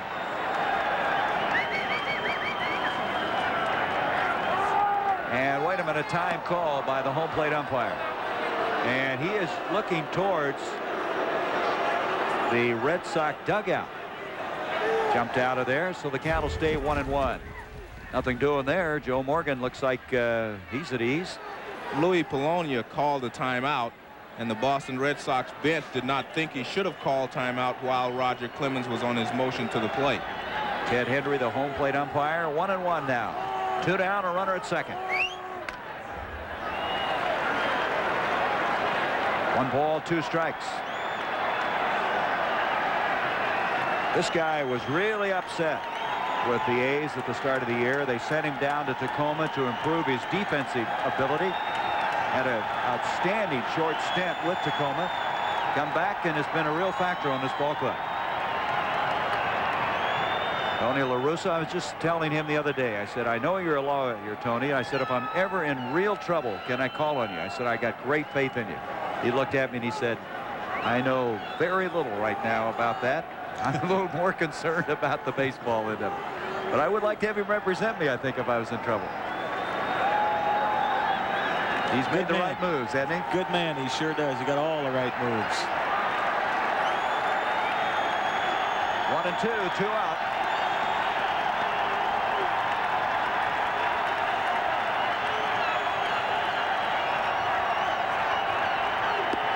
Called third strike, and he strikes out the side of the 6th. He just reared back and reached for something extra. We've gone now through 5.5. No score. Sorry, Alex. You know the rules, buddy. Let me have a Stroh's, Pat. About my monthly tab. Seems really high. No, that's right. Looks high to me. Maybe you shouldn't let your buddy use it. My buddy. Brown hair, wears it long. Is he short? Yeah. Talks funny, too. Woof. Says that a lot. Stroh's, fire brewed for smooth, consistent taste. Eats the peanuts right out of the bowl, too. No big deal. Tune-ups? It's MasterCare Car Service. Great tune-ups with a computer that talks to your car. Finally, taking care of your car is no big deal. MasterCare Car Service by Firestone. I thought they just sold tires. In 1991, they came to Earth. They learned our language and tried to fit in. But there's something about them we don't know. Alien Nation. Rated R. Starts tomorrow at theaters everywhere. It's Chevy S10 versus Ford Ranger, folks, in the dash from destruction. A test of getaway acceleration between 2 compact pickups, each with biggest available engine and automatic. Which one has the power to win?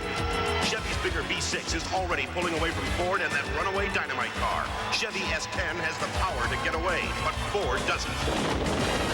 No wonder when it comes to pickups, America's having a change of heart. The heartbeat of America. That's today's Chevy truck. How hot can it get inside your car's engine? This hot. 570 degrees under extreme conditions. Take a leading motor oil. Take Mobil 1 and watch. Of course, Mobil 1 costs more, but under extreme conditions, when you see what can happen to conventional motor oil, it doesn't pay to play with fire. Mobil 1. Isn't your car worth the extra protection? Bottom of the 6th inning. With Joe Morgan and Reggie Jackson, I'm Gary Bender. The top of the order now for the Red Sox. It'll be Boggs, Barrett, and Evans. 2 hits for the A's. Boston with 1. Storm Davis continuing for the A's. Boggs first ball hitting, and he's easily taken care of.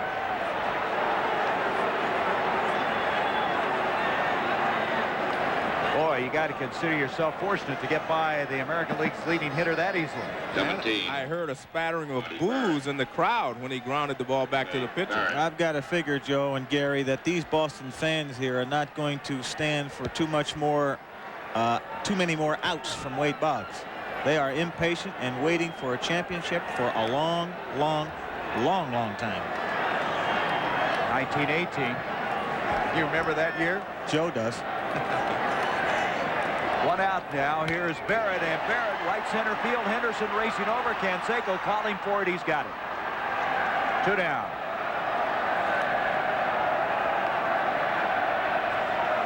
It's getting colder, I believe, and as I said, these people here in the New England area know how to prepare for this type weather. Football weather in American League Championship Series action. The Boston Red Sox this inning have swung at the first 2 pitches here in the inning and made 2 outs. Normally late in the ball game, you do not do that because you want the pitcher to work a little bit. But they've swung at the first 2 pitches and made 2 outs. You also want Roger Clemens to have some rest. Normally, Dwight Evans would take this pitch automatically just to give his pitcher a little more time on the bench. Evans the last time popped up, fly to right in the first inning. Strike call. Very quietly, Storm Davis is matching Roger Clemens 0 for 0. You saw that graphic. He's averaged 6 innings pitched. Well, that's where we are right now with 2 down and a 1-1 count on Dwight Evans.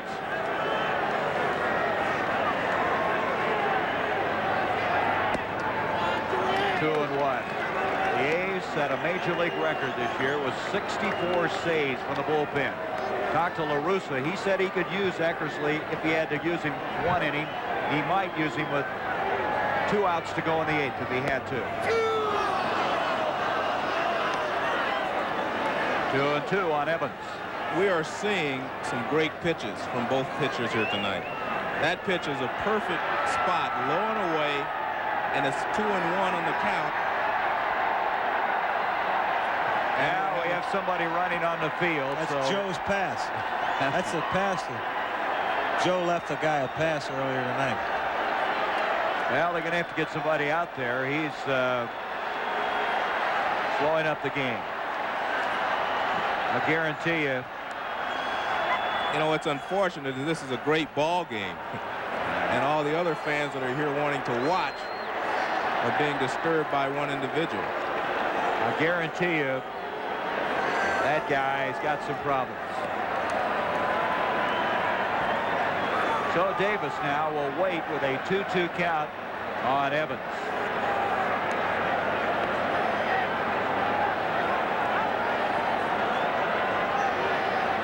And a lot of times you see people walk up to players and players don't know how to act, or they don't know what to do, or they act a little timid or a little strange. You never know what someone can do, and there's living proof of someone can act really strange at times. 2-2 to Dwight, and it's a full count of 3 balls and 2 strikes. No score. We're in the bottom of the 6th inning.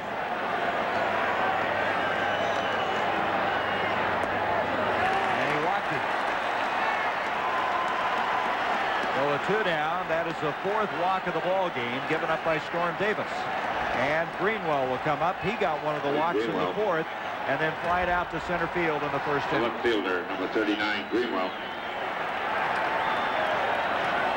Gary, I did an interview with Mike Greenwell yesterday, and he wanted me to say hello to his father in Florida who's recovering from a heart attack, and he just wanted me to say hello. And we happen to have the same name for our fathers. Our first names both are Leonard. My father's name Leonard Morgan, and his father's name Leonard.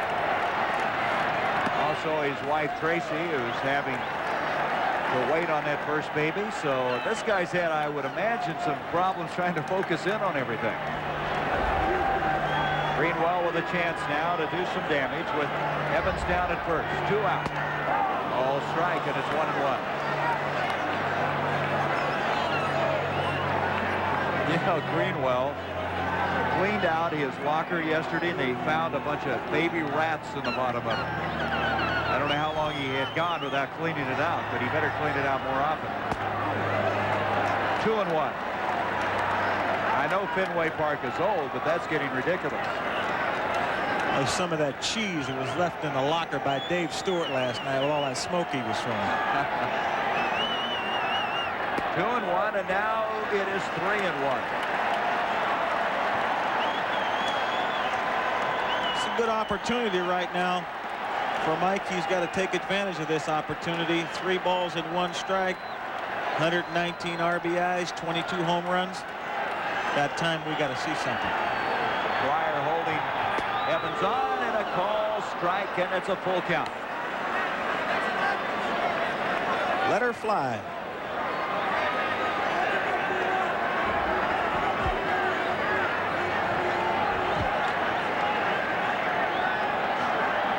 Two pitch. The runner moving, of course, and going down to first with a second walk of the inning. The 6th to the ball game is Greenwell. 2 on now, and here comes Jim Rice. Maybe this is why he has just been averaging 6 innings per ball game. I'm sure that's going to get something stirring in the Oakland bullpen.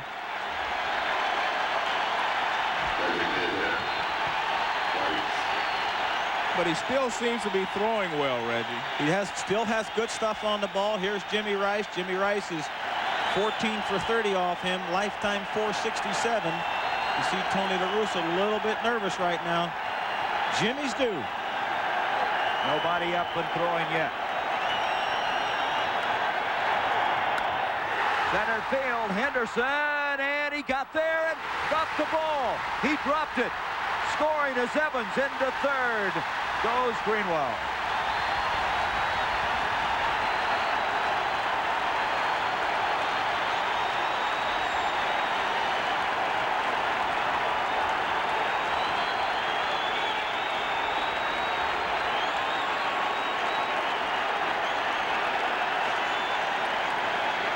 That ball hits him right in the heel of the glove. That ball should have been caught, but it looked like Dave.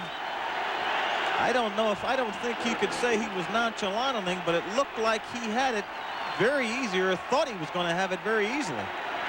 Boy, that comes on the heels of that great catch he made in center field back in the 4th inning. No, a lot of times, and you know this, Joe, if you run on the heels of your feet, your eyes will bounce and jar, and you won't get a clear look at that ball. So the error puts runners at first and third. The Red Sox have taken a 1-0 lead. Burks at the plate. 0 for 2, and he was the guy that had that drive hauled in center field by Henderson. And now change. Dave Duncan coming to the pitching mound. 2 men up and throwing now in the A's bullpen.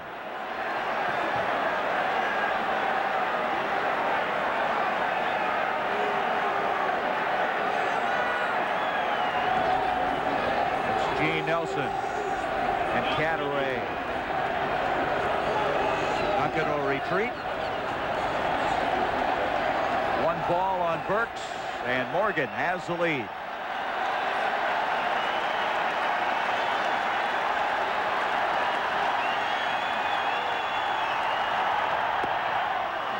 All strike, 1-1.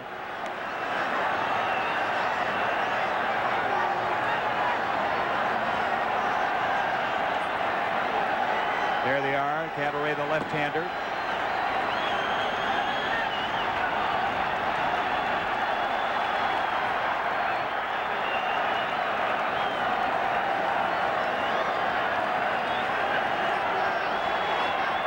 To Burks. Fouled it back.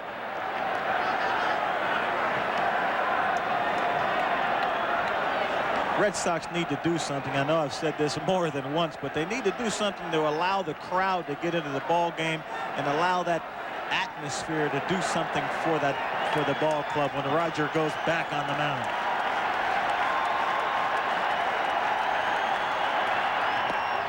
Just missed outside, even at 2 balls, 2 strikes. Greenwell at third, Rice at first. A run is in. This guy should be out of the inning.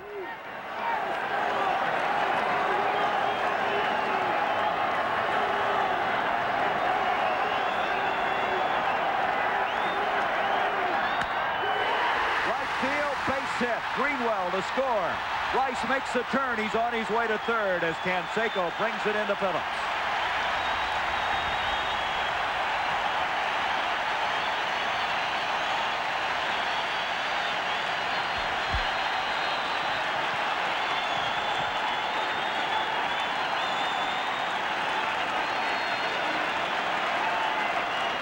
It's a fastball away, and Burks drills it to right field, and it almost hits Jim Rice. If it would have hit him, it would have been the end of the inning because that would have been interference. It looked like it did hit him. Wasn't exactly a graceful move by Rice, but it was enough. You know, the base on balls didn't hurt Davis. He got away with it until the 6th inning. And now the ball gets through Hasse, but Rice cannot advance. But going to second on the play is Ellis Burks. You know, I can remember playing for Gene Mock. He used to always get your attention when you were on third base and say, be ready, be ready. You never know what can happen. And it didn't look to me like Jimmy Rice was ready, because he should have scored on this ball. And if he'd have been alert, they'd have had their 3rd run. Ron Hasse should have been able to keep it in front of him as well. He did not get his body in front of the ball.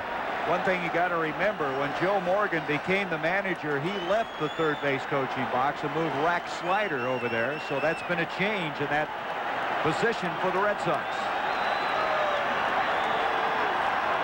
That was scored a wild pitch. Strike call now. Benzinger, who had a single back in the 5th. Walked in the 2nd. 2-0 Boston. The A's have a base open here and a right-handed hitter on deck. I'm not sure why they're pitching to Benzinger. Foul back. Reed is the next man up.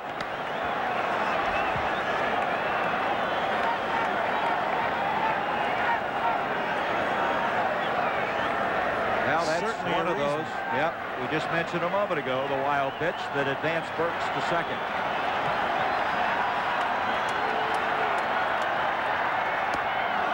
He swung through that one, a big strikeout, and finally ends it here. But the Red Sox able to pick up 2 runs. They lead it now 2-0 after 6. Will return to Fenway Park after this word from our local station.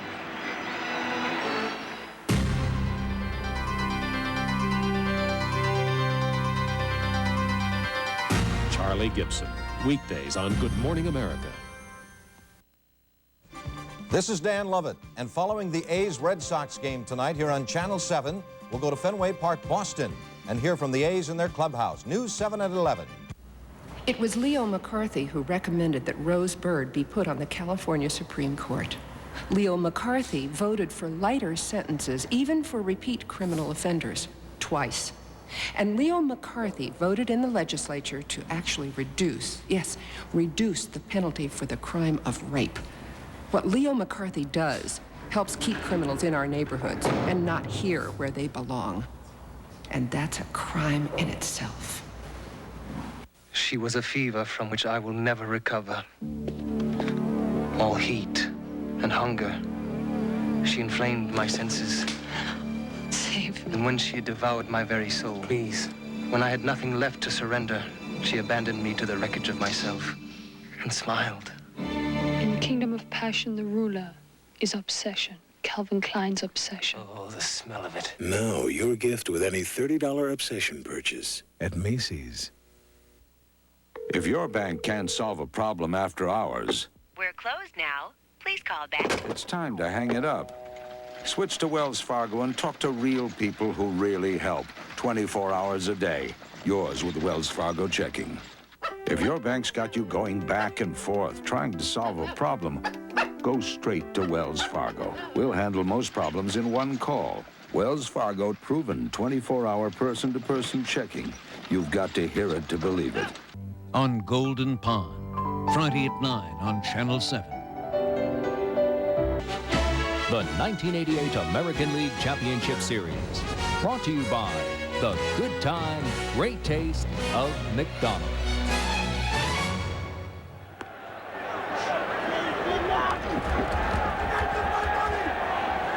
Well, it's been one of those nights for Dave Henderson. He'll remember this one a long time. A great catch in the 4th inning on a shot by Ellis Burks, but he'd just as soon forget about the one that happened in the previous inning.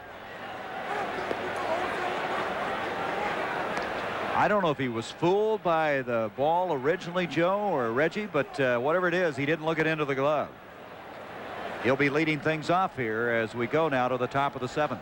He was either a little too relaxed or maybe nonchalant, or he just was running on his heels and had the ball bouncing and hit him in the heel of his glove. So for the first time in this series, this American League Championship Series, the A's are behind. They led 1-0 yesterday, had it tied up 1-1, eventually won 2-1.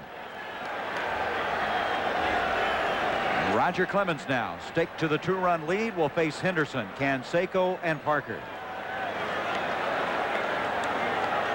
0 for 2 is Henderson. He was a strikeout victim in the fourth and flied out to right back in the first. A lot of goose eggs on that scoreboard.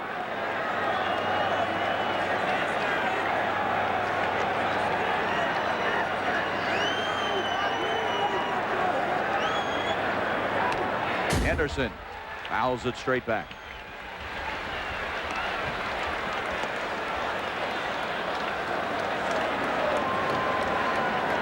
He had the game-winning RBI yesterday.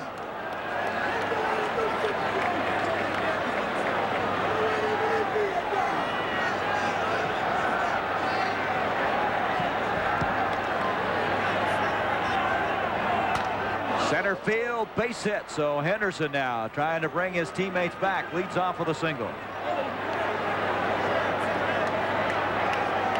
That'll ring up Canseco, who's flied out to right field the first 2 times.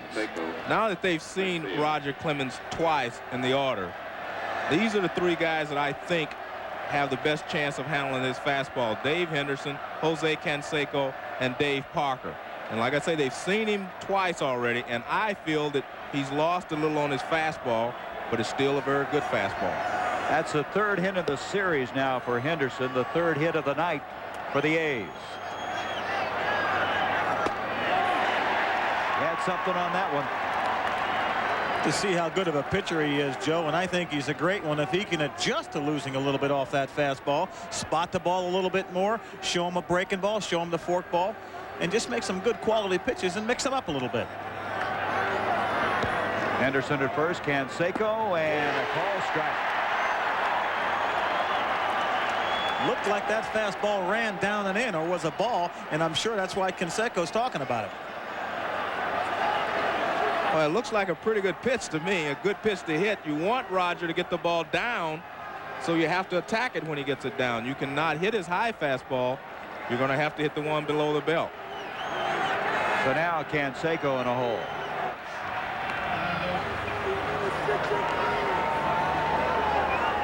Facing a guy like this in a situation like this, really at a disadvantage. He can do anything he wants. He can waste a pitch, throw you a breaking ball, try to make a perfect pitch.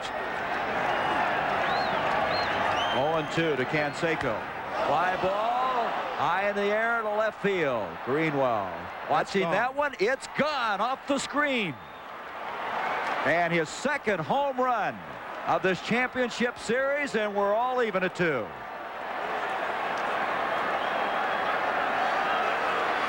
I don't know about you guys, but when he hits something, it just brings this game up about 2 or 3 notches. Is he exciting? There's no doubt about that one, and we could attest to that by taking a look at Greenwell. He just looked up in the sky and didn't even move. It was a no-doubter right from the crack of the bat, and we see the big bash. Well, he gets a fastball down. Watch this fastball. It's not the high fastball he's been swinging and missing. And as I mentioned, I think these guys can handle his fastball, and when he loses just a little bit, he becomes target practice for a guy like Canseco. Remember now, that was an 0-2 count. That's called a bad pitch. That is a bad pitch, no doubt about it. Well, Canseco made it a bad pitch. That's a pretty good point. Joe, I think that he could have wasted the pitch. He could have thrown a high fastball, could have thrown a breaking ball. There are a lot of things he could have did there. He could have tried to make a perfect pitch. That ball was right in the fat part of the bat. Well, Too much wide of the plate is what they call it. Both hits by Canseco in this series have been home runs. You know, Oakland out-homered Boston 13-1 during the regular season. Now they're 2-0 in this series. Parker continues it. It's going to drop in for a base hit. So 3 straight now. And I got to hand it to you, Joe. You kept saying something was happening out there, and right now it looks like you knew exactly what you were talking about. Well, it was just the 3 guys coming up this inning that I thought could handle his fastball even when he's fresh. And I think he's a little off his game right now, but those 3 guys are not off their game. 2-2, a runner at first. Lansford is up. Morgan had Bob Stanley up and throwing. Lansford. Going to be a tough play. Reed, and did they get him? They did. They just got Parker at second. The umpire sure confused me, that's for sure. And here comes LaRussa. He's charging out there. But I'm sure he's coming out because of the call. The way he made the call. He had the left arm in a safe call and the right arm in an out call. Reminds me of the play at third when Ken Kaiser didn't give any call. He did a slam dunk move. I've never seen that one before.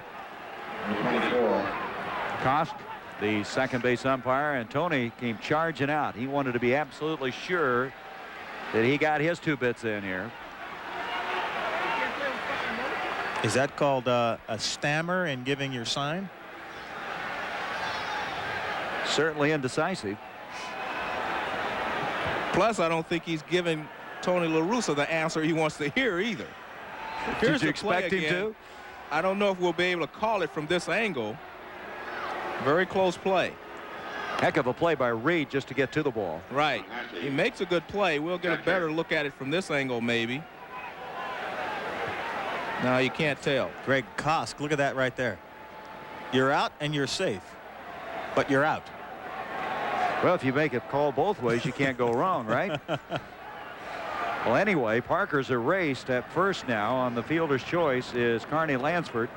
Still 2 runs in, and Hasse at the plate. Again, that was a very strong play by Reed on the backhand to get the ball over there and to keep it from going into the outfield. This crowd's kind of quieted down, hasn't it? That home run by Canseco will quiet you down. Hasse fouls it straight back. He has certainly done the great play there by Jody Reed. Stays on his feet and then has enough of a sense about the play to go on and throw it. I didn't think he was going to have a chance. Now wait a minute, was there a balk call on this? Morgan now is going to come out. He's going down to the third base umpire who would be calling that. Ken Kaiser. It's not a good inning for the umpires. So it is a balk call as Lansford is given second base. But Ken Kaiser is telling him that you cannot come out here and argue a balk call as well. You can't argue a balk call. Well, he's doing it, Joe. Somebody forgot to tell Joe Morgan that. I can see where Joe Morgan would be upset, but you cannot argue with an umpire over a balk call. Well, we said going into this championship series we'd let Joe Morgan take the balk calls, right? And look at this. No discernible stop, evidently. And Kaiser's telling him to go back to the bench, which is what he has the right to do. I guarantee you if this was not a playoff game, he would have been thrown out because you cannot go out and argue a balk call. Well, you wonder what that does to Clemens' concentration. He's over there now along with Kaiser and the skipper. I do not like balks, but it looked like, as you described it earlier, Joe, he did not have a discernible stop. Again, we gave Morgan that full responsibility. Let's look at it again. Joe, you're the guy that's going to pick up the balk for us. That is not a discernible stop, and I certainly understand that. Well, and I don't like story for you. You said you never could figure out. I don't like the rule. I don't like it happening in this situation. Ron Hasse wouldn't be able to steal a base if he was in a sporting goods at night when it was closed.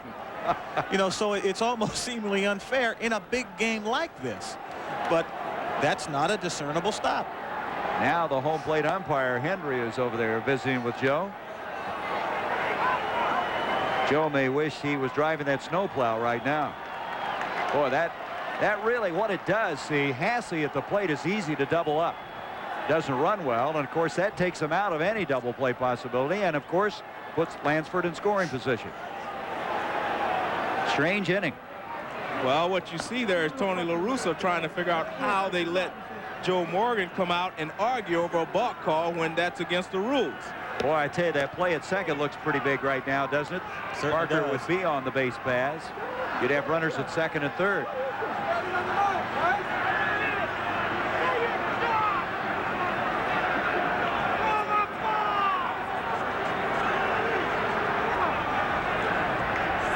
Well, you wonder now if Tony's arguing about if that constitutes a visit to the mound.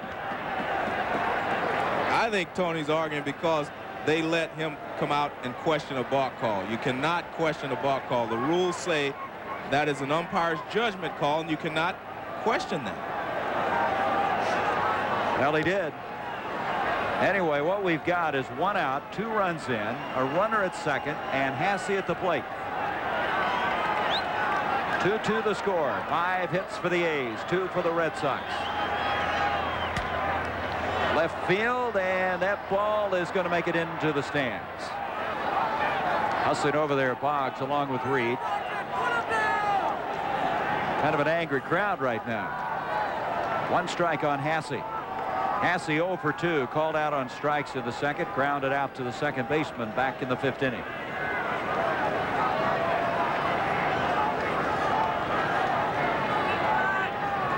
Lansford, who's a very good base runner, has surprising speed, is down at second as you look at Bob Stanley.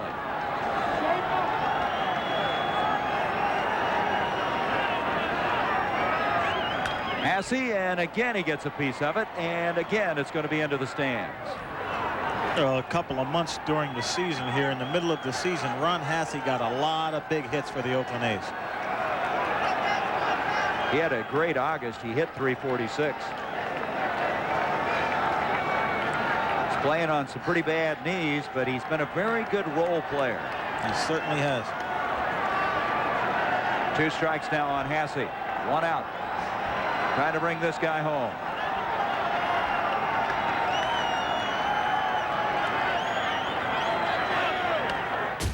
Good cut. Count stays at 0-2. Mark McGwire is up next. McGwire has been called out on strikes and went down swinging back in the 3rd. This is what we were talking about. 15-5, and they had a miserable second half of the season. 3-7. A lot of people then started to say there's something wrong with the Rocket. He has not been dominant. 2-strike pitch. And a foul ball. You see him change his motion then? I sure did. Yes, I did, Joe. All right. He slowed his motion to the plate to throw the changeup. That's one of the worst things you can do. When you slow your motion down, the hitter can pick that up and really put the ball in play hard. He's lucky that ball was pulled foul.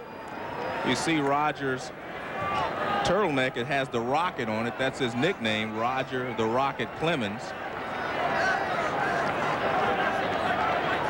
The ball off the bat of Hasse. That ball is almost fair and would have been a double. Lansford could have walked to him on that one had it been there. Certainly could have. 2 strikes now on Hasse again, fighting off Clemens. Just missed outside. Boy, that had to be a tough pitch to take. Well, Rich Gedman and Roger Clemens thinks it was a tough pitch to take. We'll get a look at it here. You see the target. He raises it up a little bit. Well, the A's right now are staying off that high fastball, that questionable fastball, trying to bring that ball back into the strike zone. 1-2 now on Hasse. Little number, and Boggs is over to get it, and going back into second is Lansford. It'll be interesting to see what happens now. McGwire has been struggling against Clemens, struck out 4 or 5 or 6 times. But he's been catching up to the ball a little bit more each time. And as you say, Joe, Rogers might be losing a little bit off of that fastball. Well, we'll find out right away if Rogers is going to go to the breaking ball and try to stay away from McGwire, or whether he goes after him with the fastball as he has done the first 2 times here in the ball game.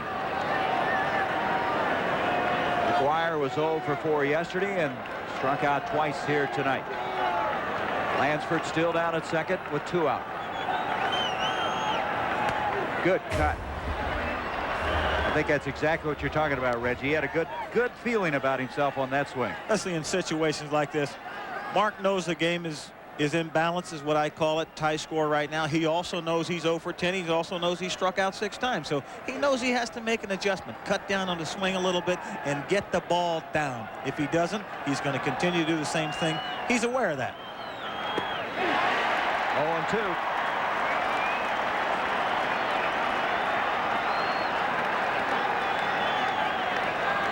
One of the things that Mark McGwire has done to try to combat the fact that he hasn't hit Roger Clemens, he's moved off the plate.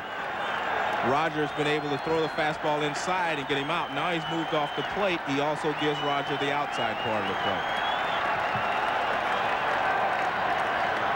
0-2 pitch to McGwire, and it gets to the backstop. Lansford will go to third as Getman chases it down.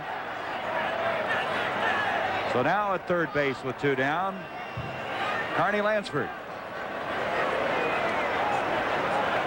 That'll be scored a wild pitch. He's trying to go away with the fastball, and he holds on to it a little too long, and it gets away from Gedman. Here's Lansford down at third with 2 out. 1-2 now on McGwire. Top of the 7th. We're all even at 2. 2-2. Seems to be struggling a little bit. He's a little wild right now. He's wild around the strike zone. McGwire, who had some back problems late in the regular season. That's a pretty good number. It certainly is. Got off to a very poor start and came back strong. 2-2 to McGwire. And it's a full count now. 3 balls, 2 strikes, 2 out, and a runner at third. Roger had to throw a lot of pitches in the 7th inning. On deck, Tony Phillips.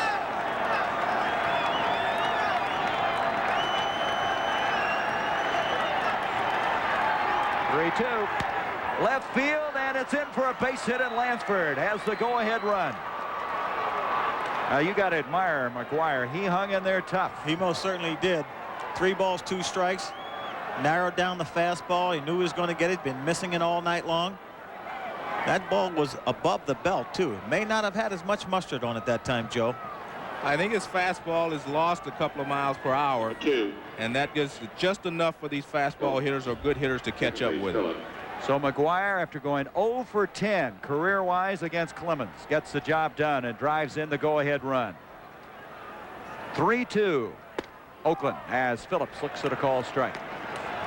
Boy, the crowd has gotten even quieter, if that's possible. You get on the wrong side of the score, like I said yesterday, you get quiet. They were yelling at Jose until he went up into the net yesterday and again today. Phillips with 1 base hit, a double back in the 6th. Inside. 1 ball, 1 strike. Stanley is still up in the bullpen for the Red Sox. You know, you think about not only the pitches he's thrown, but how long this inning's been. With all the disputed calls, you wonder he can't cool off a little bit. Can't help him.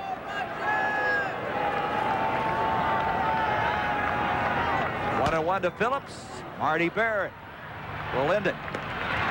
But the A's come roaring back to pick up 3 runs. The 2-run home runner by Canseco and the RBI single by Mark McGwire. We go now to the bottom of the 7th. 3-2 the A's. Black Rock, Nevada and Old Milwaukee both mean something great to these guys. Black Rock means land sailing, riding the wind across dry desert lakes. And Old Milwaukee means a great beer. Cold, crisp Old Milwaukee beer. And smooth, golden Old Milwaukee Light. There's nothing like the flavor of a special place. An Old Milwaukee beer. Old Milwaukee and Old Milwaukee Light. You know, guys, it doesn't get any better than this.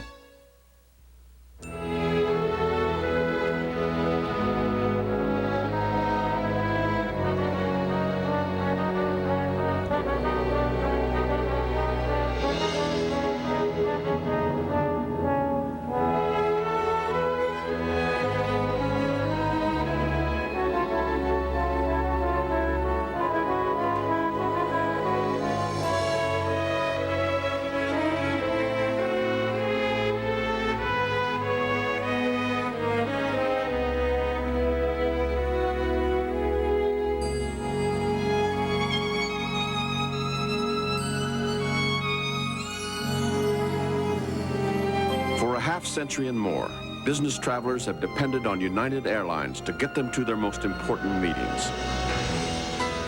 United, rededicated to giving you the service you deserve. Come fly the friendly skies. 4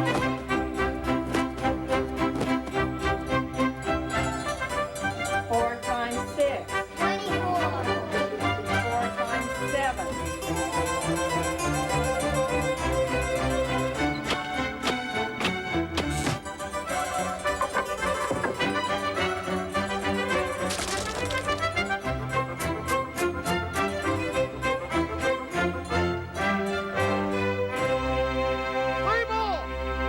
Get up and go. The preceding message was furnished by Major League Baseball. In the changeover in that inning, Dennis Eckersley left the dugout, went out to the bullpen, just standing by in case. As Jody Reed will lead things off, Gedman to follow, then the top of the order, Wade Boggs, Oakland 3, Boston 2, bottom of the 7th inning. Reed thus far in the ball game with a sacrifice and a fly out to center field.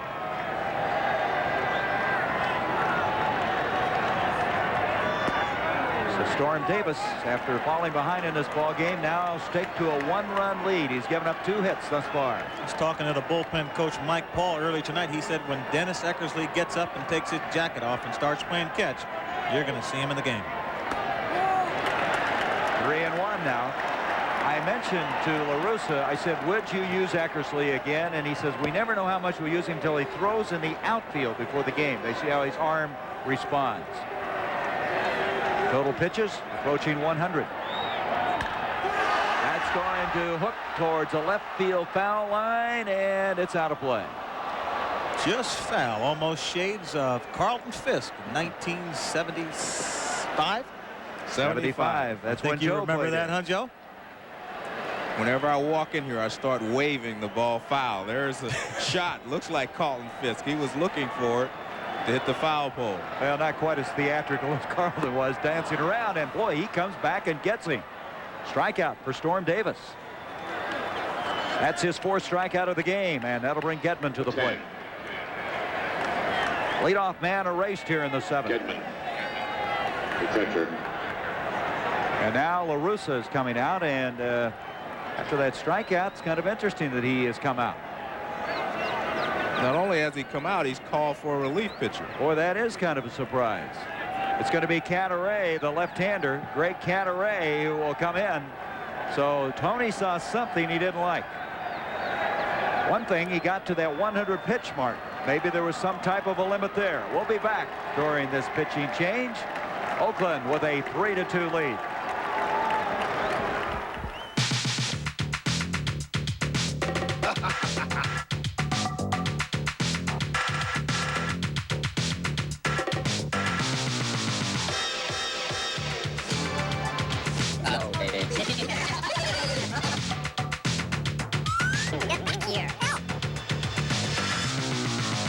Isn't this romantic?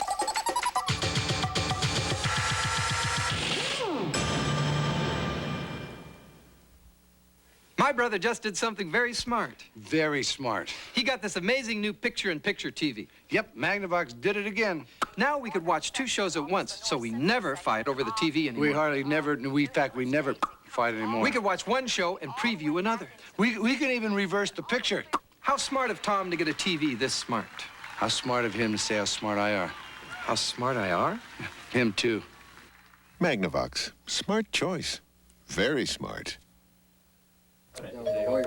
I'll get it, Alex. Mel's Market. Here's your order. What order? Side of beef. I didn't order. Here's your delivery, sir. What delivery? Your Stroh's 30 packs. Stroh's. Alex? Nah.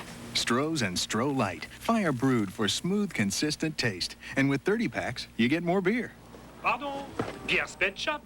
Here's your poodle.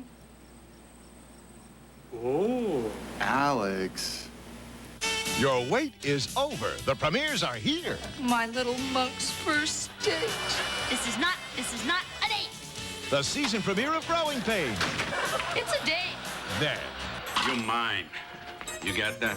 Oh, God, I saw this in a prison movie once. He's Fillmore High's answer to the refrigerator. Am I hearing things?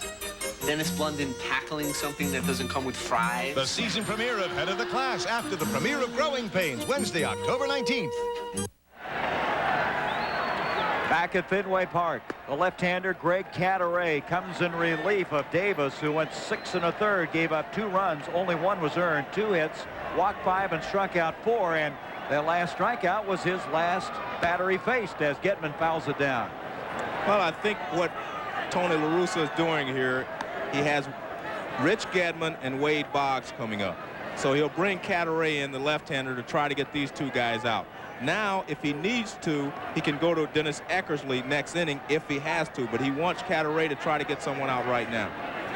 Cadaret this year has been very effective. He's 5-2, an ERA at 2.89, and 3 saves. He's been the middleman. And now the count goes to 2 balls and a strike. There's Eckersley, and we mentioned in the changeover on the last inning, he went dashing out to the bullpen just in case. Gedman, fly ball, right field. Canseco's going to have to hurry. That ball is out of here. A home run.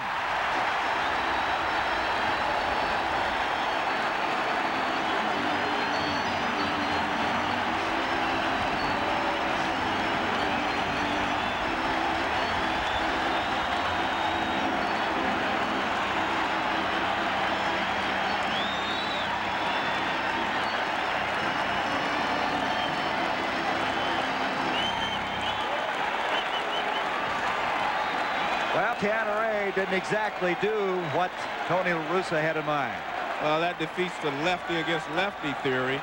And there was even some thought here in the booth that they may pinch hit for Rich Gedman.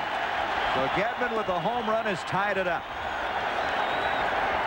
It's a fastball up and over the middle of the plate, and he drives it into the seats in right field.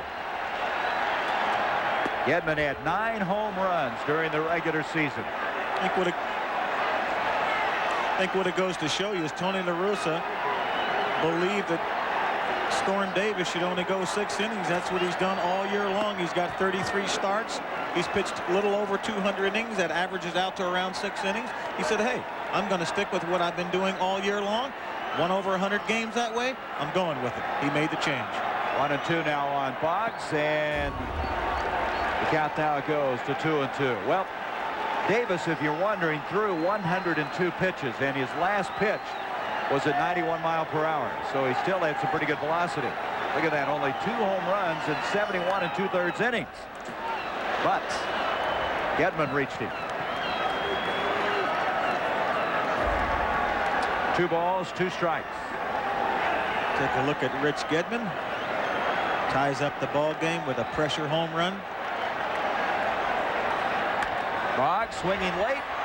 Lansford. There's 2 outs. I think Wade Boggs is still trying to find that undershirt with base hits in it. He's changed again. It's a slider, and Boggs hits it in the hole. Lansford makes a good play. And he throws Boggs out at first base. So Boggs 0 for 3 in this game with a walk back in the first. 0 for 3 shirts or 0 for 3? Well, we may have another pitching change now. Cadaret is going to come out of the ball game.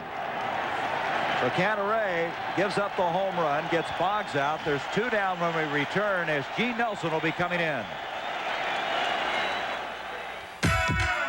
Listen to the heartbeat of America. Listen to the heartbeat of America. Oh, yeah. The new Chevy Cavalier.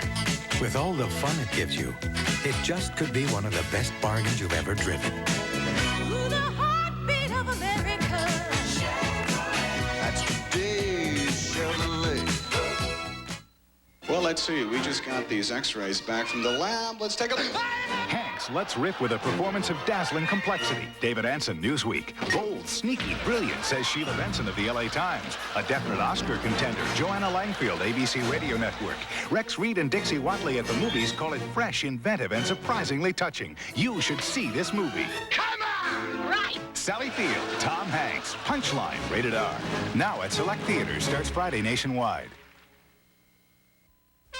Logan Pass, Montana and Old Milwaukee both mean something great to these guys. Logan Pass means trailblazing, exploring the wilderness of Glacier National Park. And Old Milwaukee means a great beer. Cold, crisp Old Milwaukee beer and smooth, golden Old Milwaukee Light. There's nothing like the flavor of a special place, an Old Milwaukee beer. Old Milwaukee and Old Milwaukee Light.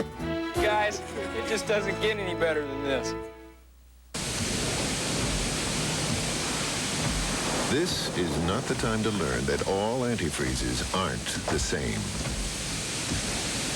What's in your radiator? What do we do now?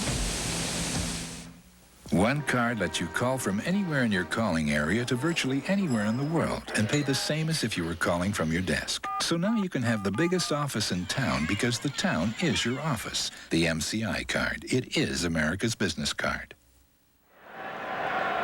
And so the third pitcher of the game for the A's, Gene Nelson, 9-6. That ERA is a career low, 3.06. He comes in after Cadaret goes a third of an inning.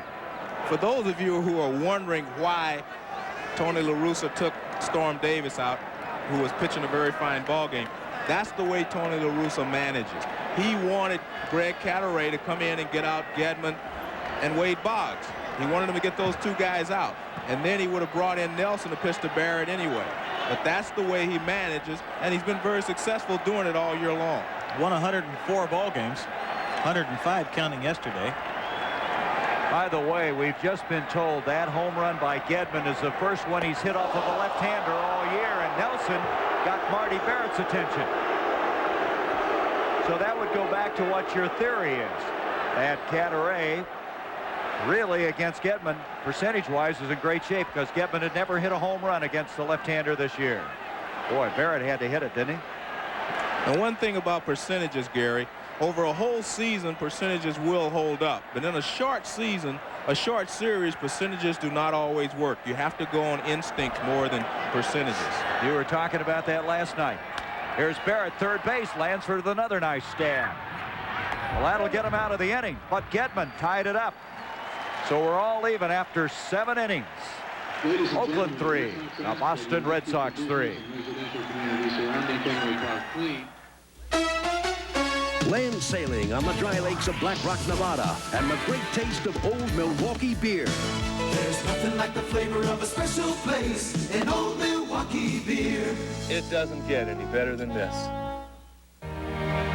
I, George Herbert Walker Bush. I, George Herbert Walker Bush, do solemnly swear. How does a man get to this point in his life? How does one man come so far? Of the United States. Maybe for George Bush, it began when he became the youngest pilot in the Navy. Against all enemies, foreign and domestic. Or perhaps it began this day in 1944 when he earned the Distinguished Flying Cross for bravery under fire. I will bear true faith and allegiance to the same. That I take this obligation. Wherever it began, it continued when he took his family off to Texas and started and built a successful company. That I take this obligation freely.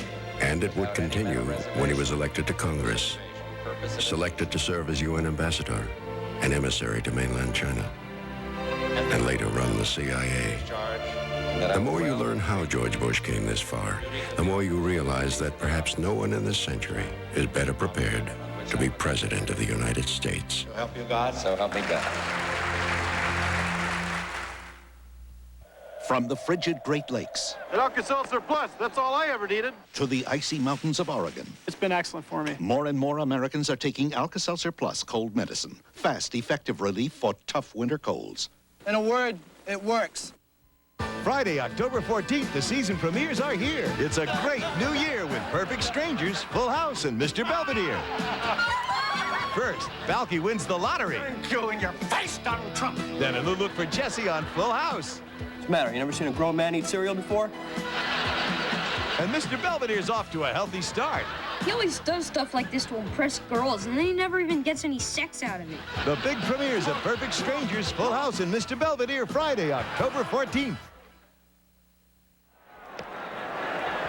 Bob Stanley in relief now of Clemens, who goes 7 innings, giving up 3 runs and 6 hits. Here is Paul Molitor with the inside pitch on Bob Stanley. Bob Stanley is a ground ball pitcher who can be effective against right-handed hitters or left-handed hitters. Against right-handed hitters, he tries to get them out with sinker balls down and in. Against left-handed hitters, he also likes to throw that sinker, but he adds to that a palm ball that breaks down and away from the left-handed hitter. Now, as a hitter, the main thing you want to do is try to get him to throw the ball up in the strike zone. Amazing story about Bob Stanley. He had a severe hand injury in the offseason. A lot of people felt he'd never pitch again. Started out the year throwing tennis balls, has come back after a severely severed hand, and now he'll face Walt Weiss. He'll be followed by Polona and Henderson. You know, in facing Bob Stanley, which I've done a bunch of times, you've got to look for the ball down and not try to turn the ball, meaning don't try to pull it as a left-hand hitter. Try to hit that ball over in the left center field gap. Walt Weiss trying to butt his way on. Boggs comes up throwing.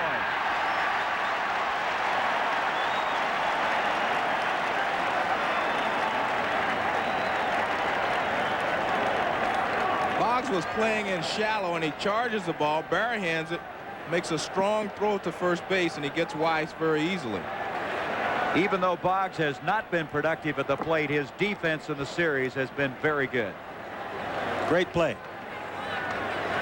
That's the consummate professional, staying on top of his game, even though he's not doing well in other areas. Bologna now up. He has a base hit. That coming in the fourth inning. Called out on strikes and grounded out. Top of the eighth. We're all even at 3.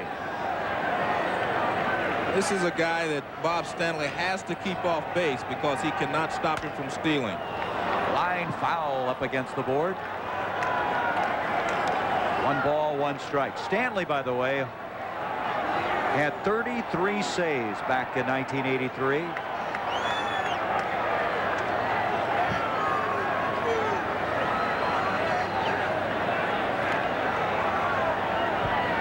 One and one, and he's going to try to bunt his way on, and Barrett charges, and he caught it, and I'll tell you, it looked like everyone was frozen on that play. That's a perfect drag bunt. What he did is he noticed that Bob Stanley was falling off the wrong way. He was not covering his position. This ball should have been fielded if Stanley would have been in position. It's a drag bunt, Joe, and well, he starts forward first. As soon as he sees Bologna square around the bunt, he started forward because he thought he was going down the third baseline, and he was able to drag the ball by him. And Barrett, playing deep, could not make the play. So that's Bologna's second hit of the game as Henderson will come up. Henderson, who singled and scored a run in the 7th, struck out and fly to right. And now Joe Morgan's going to make a trip to the mound. I think Joe Morgan is aware of what I just said, that Bob Stanley cannot keep Luis Bologna from stealing second base. We may see a pitching change right here. There's the guy who had 29 saves this year, Lee Smith.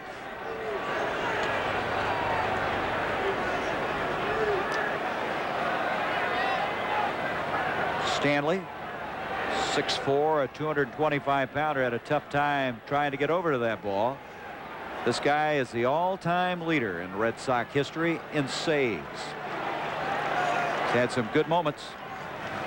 So we mentioned he fell and hurt that hand. He fell at home on some glass, severely cutting tendons in the middle and ring fingers of his right hand and damaging some nerves. We're in Fenway Park. Game 2, the American League Championship Series. We're all even at 3. The top of the 8th inning. At first base, Bologna with 1 down. Stanley in relief of Roger Clemens facing Dave Henderson. I'm Gary Bender along with Joe Morgan and Reggie Jackson. Not only do I think Bologna will be able to get a good jump off of Stanley, but Stanley's ball moves down and in to the right-hander. It makes it very tough for Gedman to make a good throw. Bologna with 24 stolen bases. He was caught 9 times.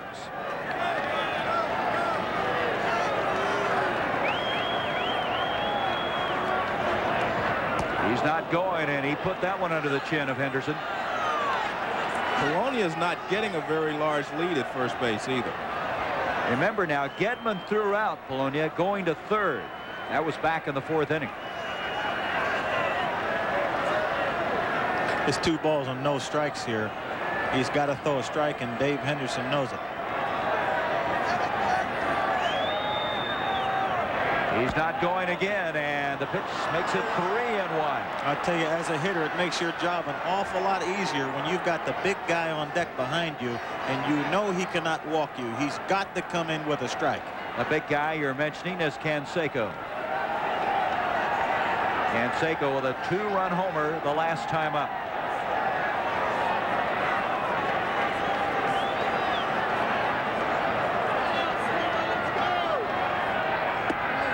He walked him.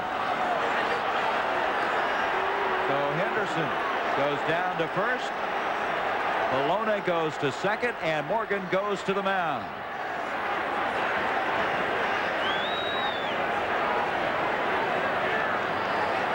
So Roger Clemens, who had gone 7 innings, striking out 8, giving up 3 runs and 6 hits, gave way to Stanley, and Stanley now is going to give way to Lee Smith.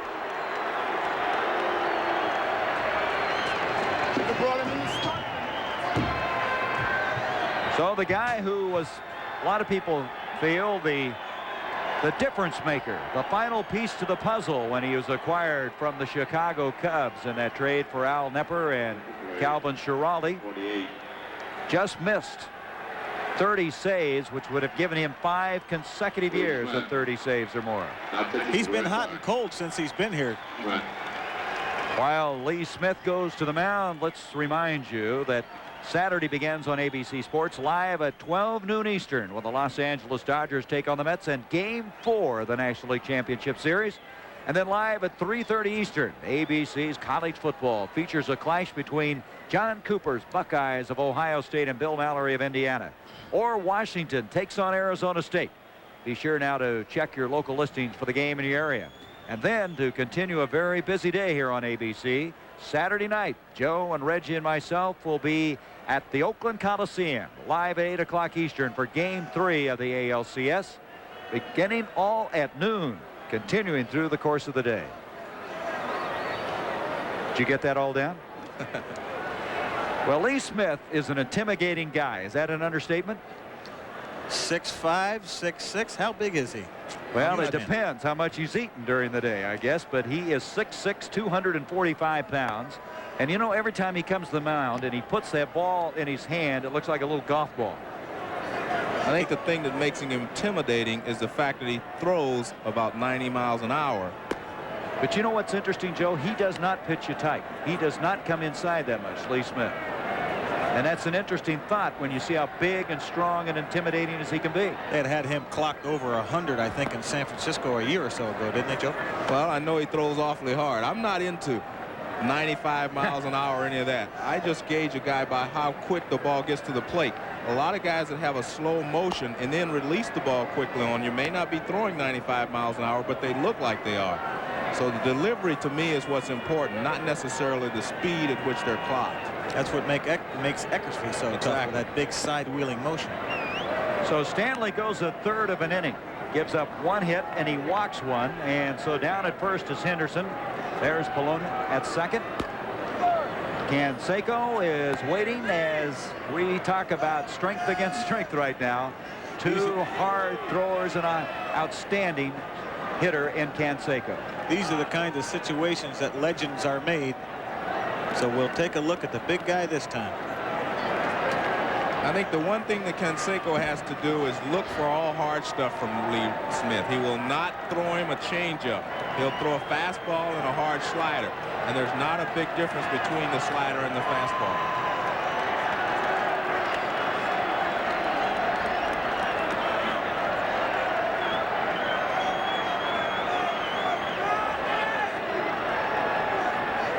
Two men on, 1 out.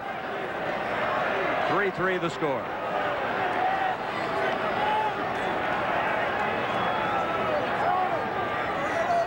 Jose backing out of there.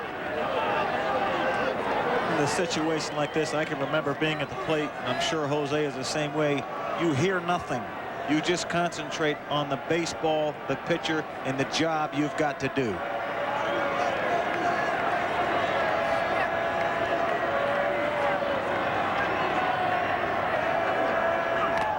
Boy, did he get a cutaway there. Whew. 1 strike. 94-mile-an-hour fastball. These are the things you want to do. Make sure you get a good full cut. And right there, he had the fat part of the bat right on the baseball.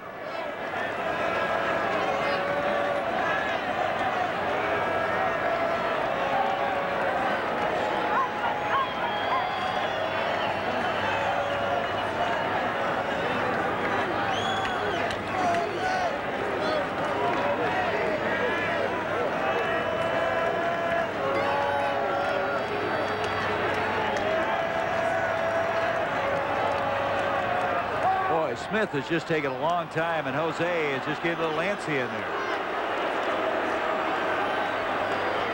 I think they're both concentrating to the best of their abilities. If they feel a little bit uncomfortable, they're going to step out.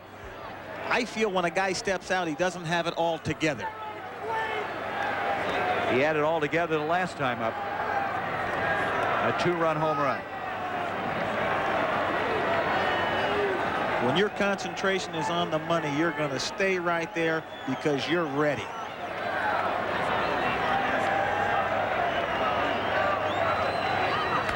A little late, and he's behind now, 0-2.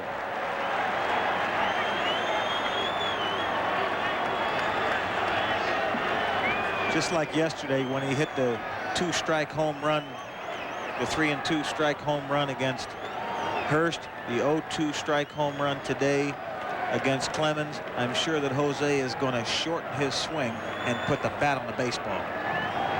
He's still got great power when he does that.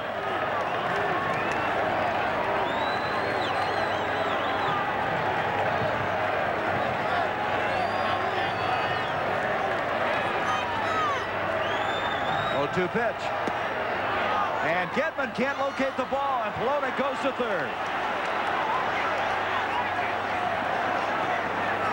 That's a big play. Well, it's a good heads-up play by Polonius because he's aware that the ball gets away from Gedman right now, and Gedman doesn't exactly know where it is, and by the time he finds it, Polonius is already at third. Earlier, Gedman cut him down going to third. That ball should have been caught, Joe. It was only about a foot off the plate. Pass ball, and runners now on the corners. 1 out, 1-2 the count on Canseco. Infield is coming in now. They have shortened it up. All tied at 3. If he hits a ball anywhere to the left or right of any one of these fielders a foot or more, they won't catch it. He hits the ball so hard. Turn a 300 hitter into a 400 hitter. I'm a little surprised that they're playing the infield all the way in. You would normally, in this case, play the infield halfway so that if a ball is hit sharply at one of your infielders, your second baseman or shortstop, you could turn 2 and get out of the inning. 1-2, and it's now 2-2. And ooh, I tell you, Jose leaned in on that one. Joe, I agree with you. I think the infield is too far in because this guy hits the ball so hard. That was a 95-mile-an-hour fastball. That's what you call laying off a borderline pitch. He's not going to hit it. He has shortened down his swing. His concentration is on the beam. 2-2 pitch. And it stays there. Boy, you can just feel the tension between this guy and the man on the mound. 2 giants going after each other.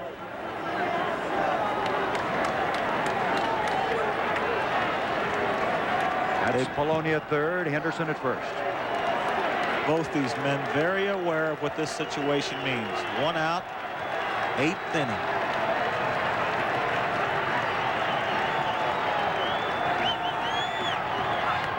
And again, he stays in there. We're keeping the radar gun, and that was 94 miles per hour.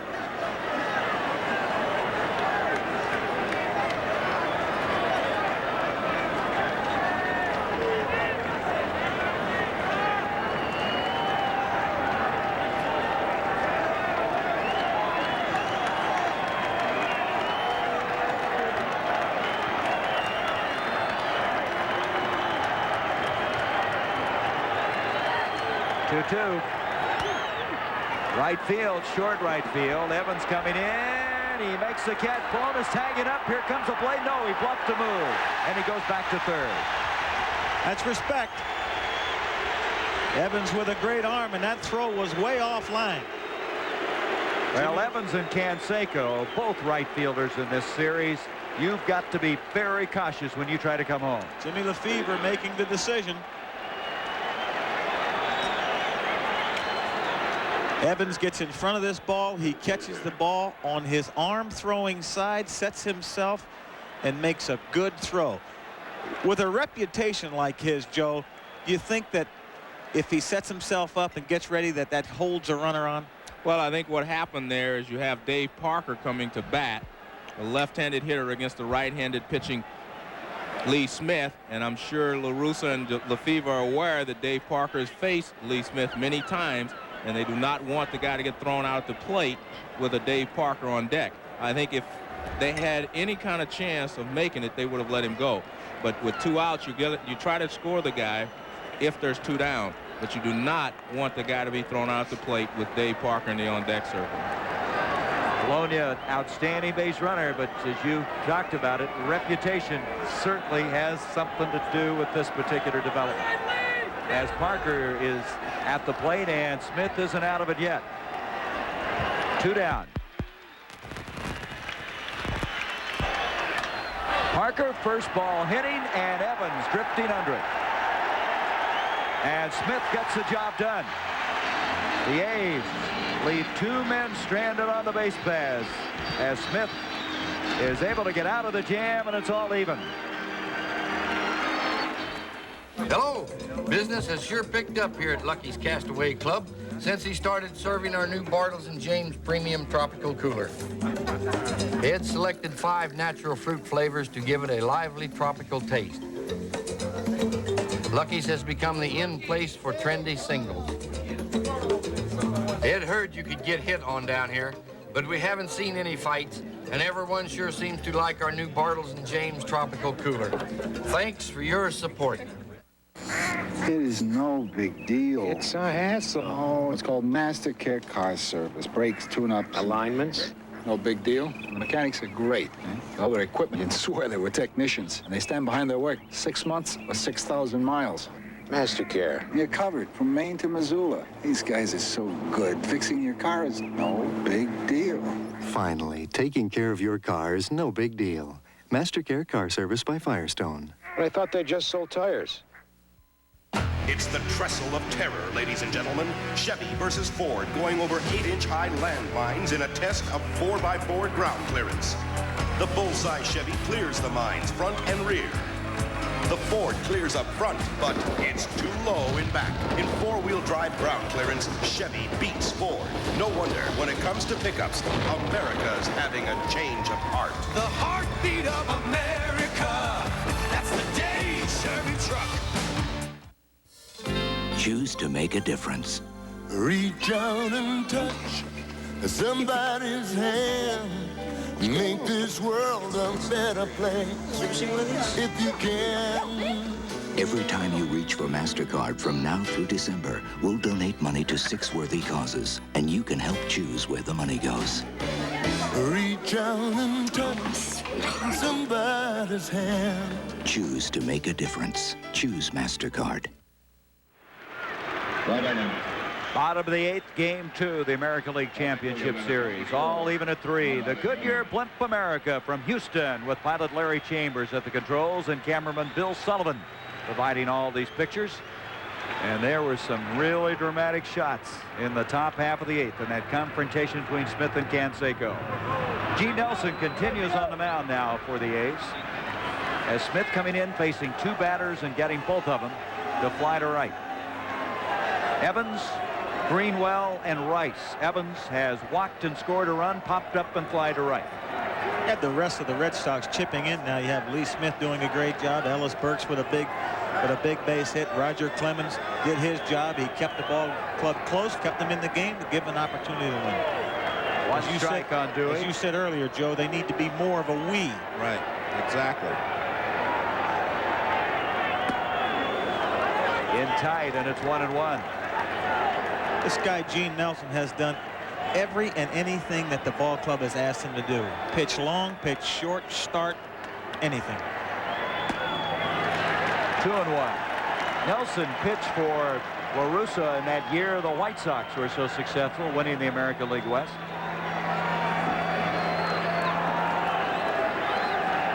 There is Plunk, the right-hander, and Honeycutt, who got the win yesterday, the left-hander. 2-1, and Evans pops it up behind the plate. Hasse. And he made the grab with Lansford right there. 1 out. On ABC's Monday Night Football, as we'll take a look again at this particular play, you can see how a near collision occurred here. Hasse reaching up and taking it away from the third baseman. But Monday night, Phil Simms and the Giants take on the Philadelphia Eagles. Action begins live at 9 o'clock Eastern, Monday here on ABC. The Giants tied for first place in the NFC East with the Phoenix Cardinals. First ball hitting. Greenwell, and Lansford will have this one.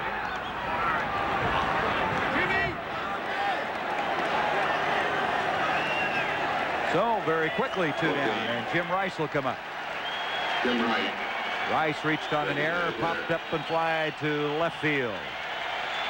We're in the bottom of the 8th inning. There's the attendance. So what's that now? 58 consecutive games, 30,000 plus here in Fenway Park. They're going to add some luxury boxes and some seats as soon as this championship series or possibly the World Series is over. 1 ball on Rice.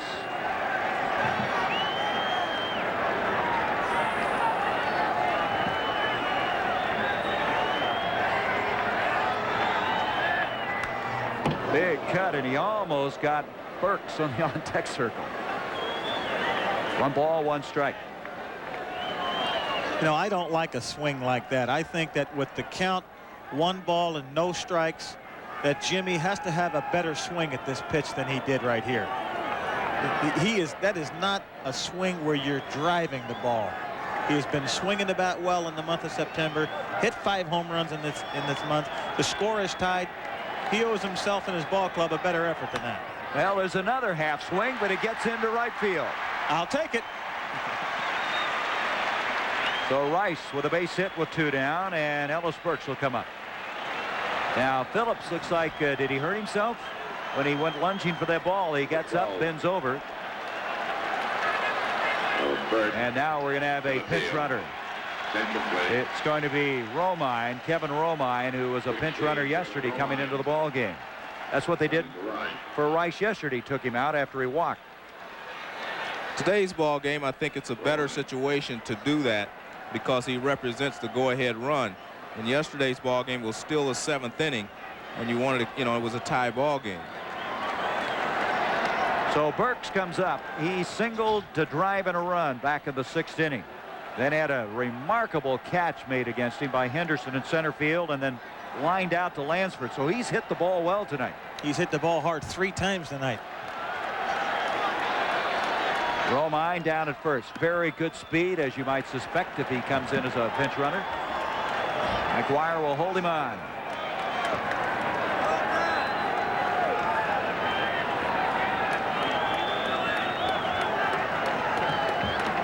Joe, he hit the ball to right center very hard. He hit the ground ball very hard to right field. You think Phillips is playing a little too far over near the bag? Ground ball to short. Weiss will go to the force, and they're out of the inning. So they waste the base hit by Jim Rice. We now have played 8 innings in game number 2, and we're even at 3. Come, enter the halls of medicine. Bring your sore and scratchy throat. Bring your cough. Bring your nose when it feels stuffy. Because the halls of medicine are Hall's Mentholyptus cough tablets with vapor action to quickly soothe your throat, quiet your cough, and make your nose feel clearer. Hall's Mentholyptus cough suppressant tablets. Come to the halls of medicine to feel better fast. Ace is the place. Clean up the yard with this Ames lawn rake for only $2.49 and light up the place with outdoor floodlights, 99 cents after rebate. Hey, lots of good stuff here. All over. You can't miss it. Hey, let me tell you, Ace is the place for me. How can Allstate Universal Life help your wishes come true? By protecting your family while it helps you save. Allstate Universal Life, another reason. You're in good hands with Allstate. The product. The vehicles. The testing grounds. The results. STP oil treatment is the edge. Blazing a trail through Logan Pass, Montana, and the great taste of old Milwaukee beer. There's nothing like the flavor of a special place, an old Milwaukee beer. It just doesn't get any better than this.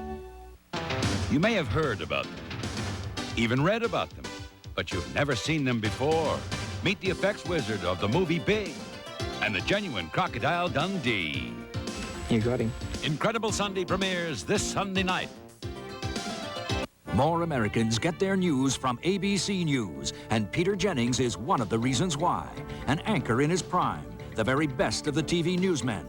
World News Tonight with Peter Jennings. ABC News, America's choice. We've played 8 innings in game number 2. Oakland with a 1-game-to-none lead. And as you look here, it's one of those hitting charts they have where they chart where they hit the ball and get some tendencies on certain batters. Well, that's Renee Latchman looking at it. Carney Lansford to lead it off against Lee Smith. He'll be followed by Hasse and McGuire.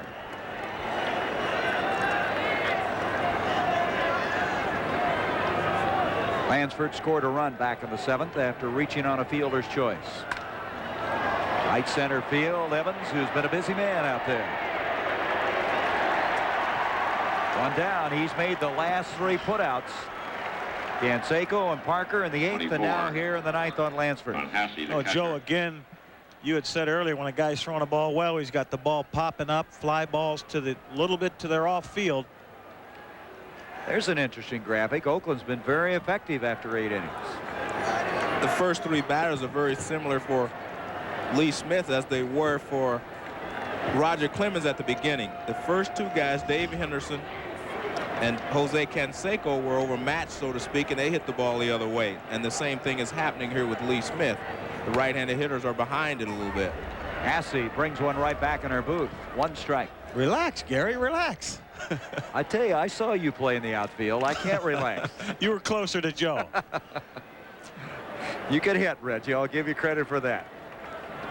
What'd I do with the glove? That was unfair. Tell me about it. 1 out now. Outside, and the count evens at 1-1.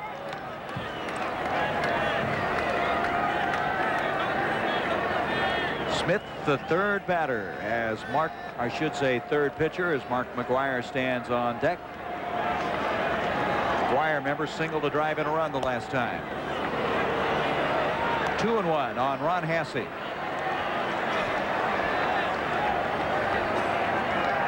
Lee Smith loves to play basketball. Outstanding basketball player at Northwestern State down in the Louisiana area. Hasse straight away center field, and that's going to drop in for a base hit as Burks goes over, and Hasse makes the turn. So McGuire will come up with 1 down and a runner on. He's gotten a lot of big hits for that ball club. And we'll see here if Tony La Russa will make a move and pinch run for Ron Hasse. Well, he has the advantage of having 3 catchers on his roster. As an end result, he could make a move, still have Steinbach and Matt Sinatro, who he could come in to do the catching for him. But Hasse evidently is going to remain there. And it's going to be very tough for Ron Hasse to score from first base on a ball in the gap because his knees are bothering him and he doesn't run too well. McGuire, as we mentioned, singling the last time to drive in a run, but he struck out the other 2 times. That was a 94-mile-an-hour fastball. Also can see why Lee Smith is so tough with that big sidearm motion, throwing so hard. 6'6", Makes the batter hold up, flinch just a little bit, and that's enough to get the ball by you.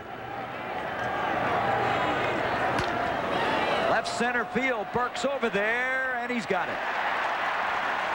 2 out. That ball hit pretty hard. He left that ball out over the plate. So Tony Phillips, who has a base hit, a double back in the 6th inning, will come up.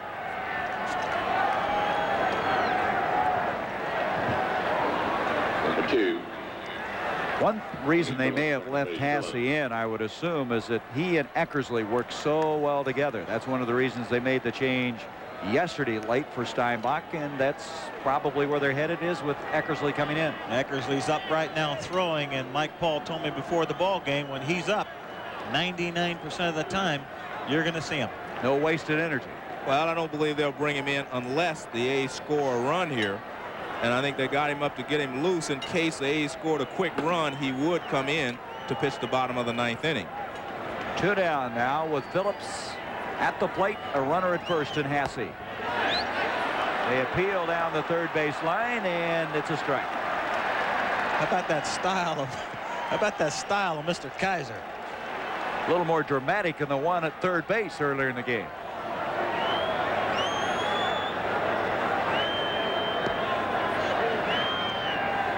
They're playing behind Hasse at first base because he doesn't run well, and they want to protect the line. 2 strikes now on Tony Phillips. Doesn't run well, and he's got sore knees, so he's not going anywhere. That's a pretty deadly combination. And it gives Greenwell so much more range when you're playing behind the runner than it does when you're coming off the bag. 2 strikes, 2 outs, a runner on.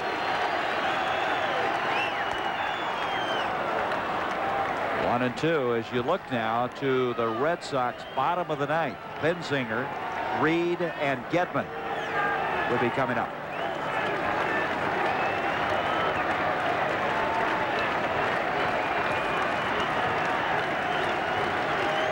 Should say scheduled to come up.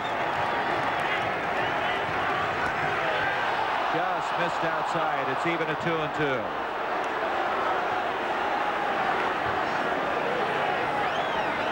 This guy made 64 appearances this year and had 29 saves.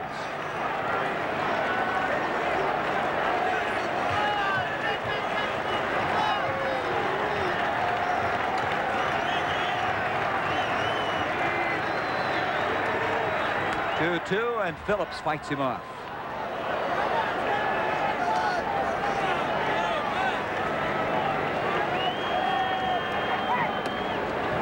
Tell you, that face shows it all, doesn't it?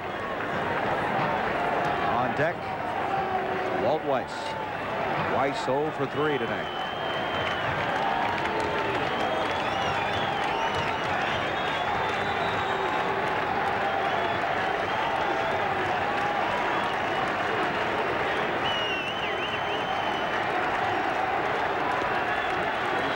Two and missed inside, and it's full at 3 and 2. Gedman thought he had him.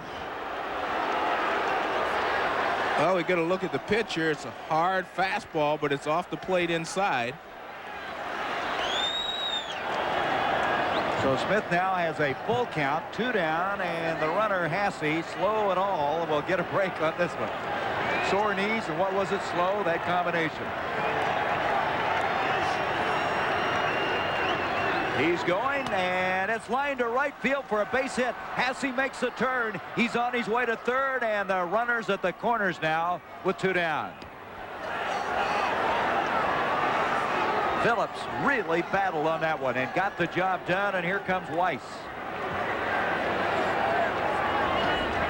He doubled in the 6th on a full count off of Clemens and comes back and does it here on the 9th inning against Lee Smith. Well, I think the important thing here is that Lee Smith went to 3 and 2 before he gave up the base hit. That allowed Hasse to get around to third base, where now he'll be able to score on a single. If Hasse would have had to stop at second base, he probably would have a tough time scoring on a routine single. I'm sure we'd have saw a pinch runner then, Joe. 2 out now. Weiss at the plate. Foul ball, left field line. Top half of the 9th inning. It's all even at 3. 9 hits for the A's, 4 for the Red Sox. Both teams have committed 1 error. And there is the go-ahead run. Oakland stays very tough in these tight ball games. They just seem to figure out some way to win a ball game. Good teams always do, Reggie.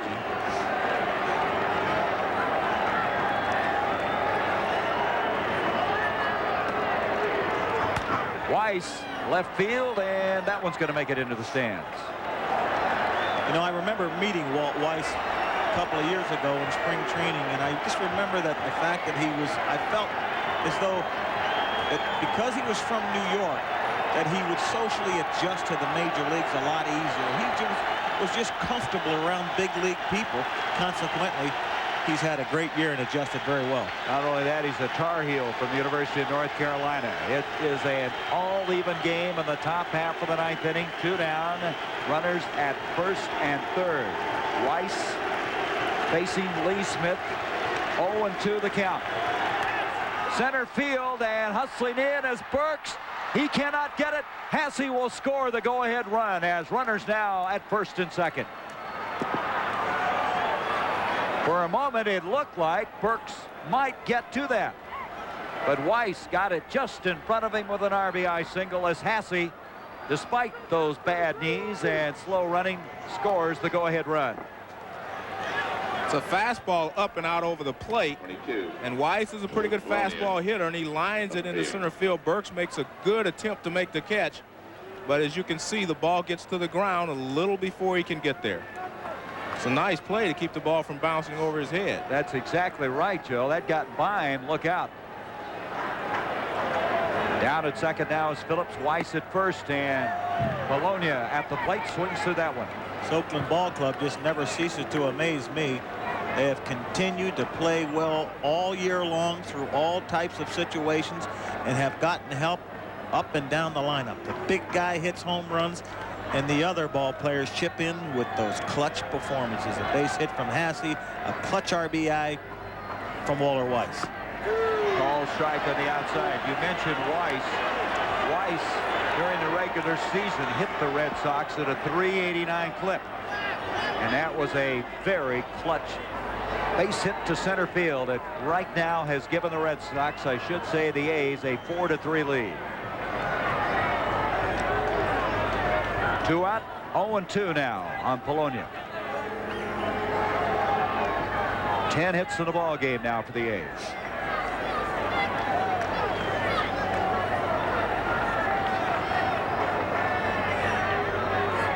And he struck him out.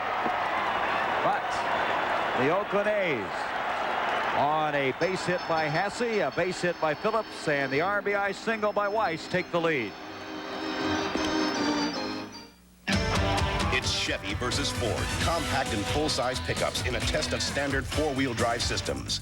They start in 2-wheel drive, but they're going to have to shift into 4-wheel to make it across the ditch of doom. The Chevy shift and keep going, but the Ford drivers have to stop and lock hubs. Why is America having a change of heart in pickups? Chevy gives you standard shift on the fly, Instatrack. Ford doesn't. The heartbeat of America. That's the day Chevy truck. What gives you lots of hot water the lowest cost way? Nothing does it like gas. What lets you wash for less money to save every day? Nothing does it like gas. What heats water so efficiently it's half the cost of electricity? Nothing does it, no, nothing does it like gas. And if you're beyond gas service, use propane. For hot water, for cooking, home heating, or drying. Choose gas, America's best energy value. To those who with a boundless energy and burning spirit live to be the best, comes a salute from those of us who live by the same values, the U.S. Armed Forces. I'd go to college. Me too. If I had the money. Yeah. I'm going to college on the new GI Bill. You serve full-time in the armed forces or part-time in the reserves, and you earn a lot of money for tuition. The U.S. Armed Forces. It's a great place to start. A television classic is back.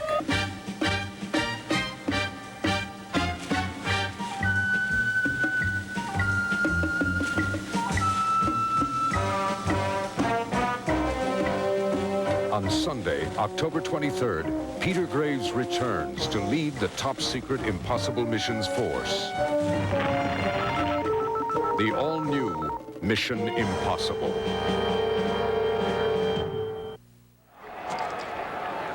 Bottom half of the 9th inning. Oakland trying to go up 2-0 in this 7-game, potential 7-game American League Championship Series, a best-of-4, and they've made some changes. Tony Phillips goes from second base to left field, and Mike Gallego now inherits second base. And then the third change, the ace, Dennis Eckersley, comes in. Yesterday, he pitched 2 innings and struck out 3, picking up the save in the ball game. 45 saves in the regular season of play. 1 off for the major league record. So they leave Hasse in to catch him, and as Tony La Russa put it, they just think alike. Almost can hang out the sign when Eckersley goes into the windup. It'll be Benzinger, possibly Reed, he's standing by, and then Getman. Those are the guys scheduled. Strike call. Nelson won an inning and a third, gave up 1 hit.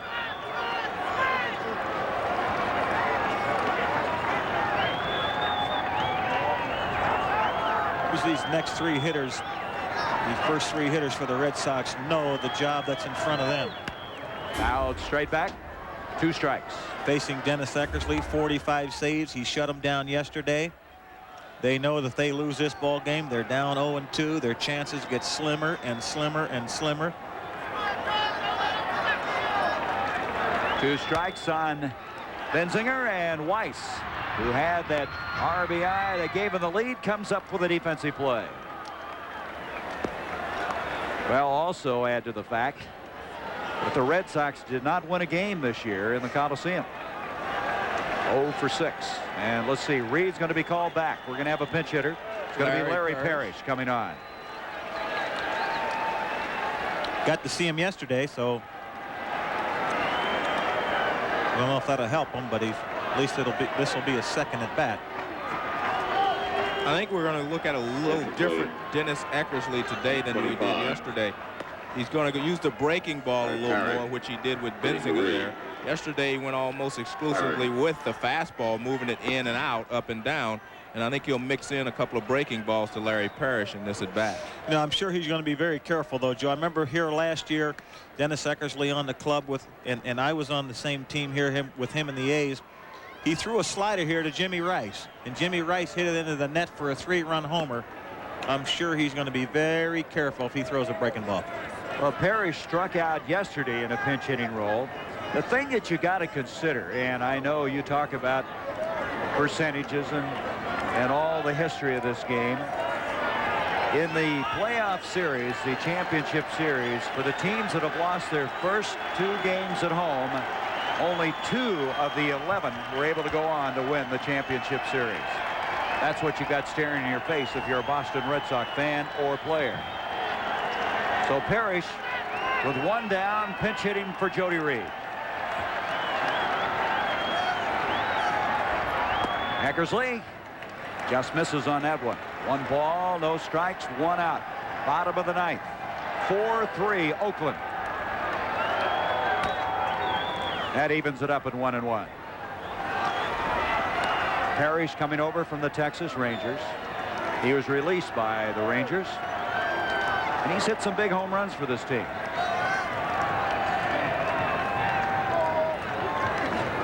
He's looking for that 1 pitch out over the plate that he can get the fat part of the bat on.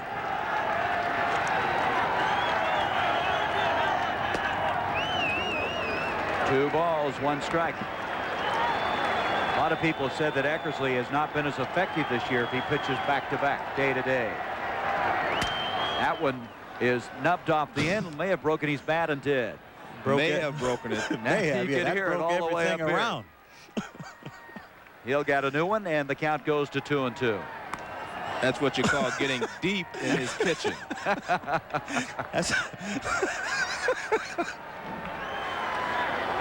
It's a fastball that runs in on Larry Parrish. He has the big swing, but the ball is right on top of him. That one hit him about 3 inches from his fingers, Reg. He's going back and get some more. It's one way to get a manicure, right? Some more gloves and everything. We're laughing, but Parrish fighting it off. Now we'll go back with the new piece of lumber with the count now 2-2 with 1 out. It has happened to each and every one of us. And the guys on the bench give you the razz for it. They laugh at you because you had a poor swing. But just got to give credit to the pitcher for doing a great job. Well, forget about that swing if he does something here as Getman's on deck.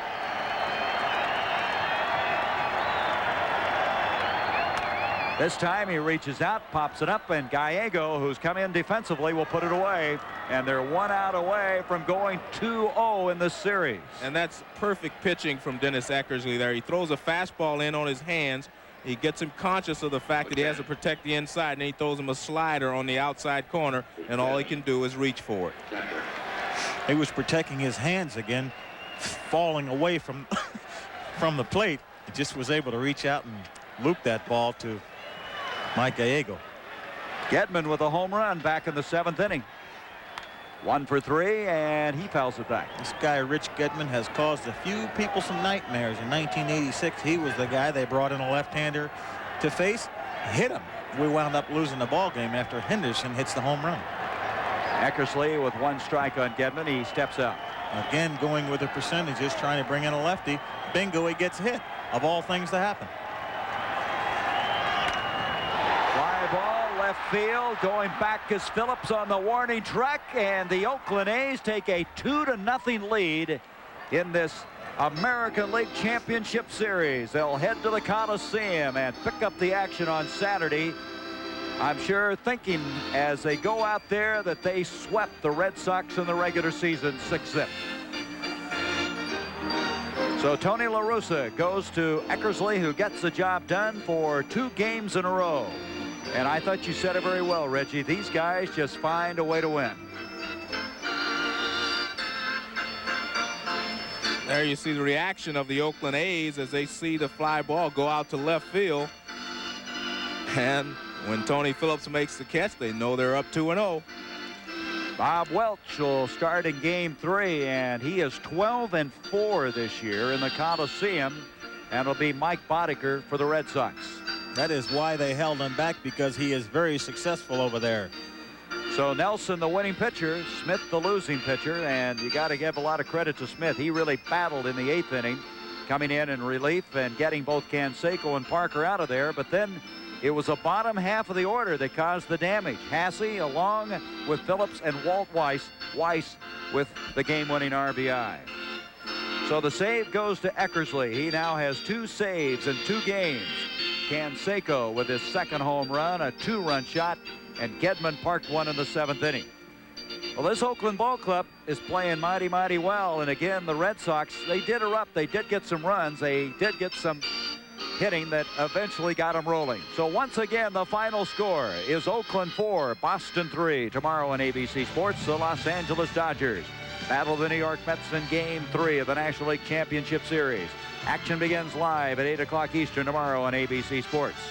For George Morgan and Reggie Jackson and our statistician George Hill, we hope you've enjoyed this broadcast. Stay tuned now for ABC News Nightline, following your late local news over most of these ABC stations. Tonight's topic, the rejection of the Pinochet dictatorship in Chile. Clip provided by Goodyear Tire and Rubber Company.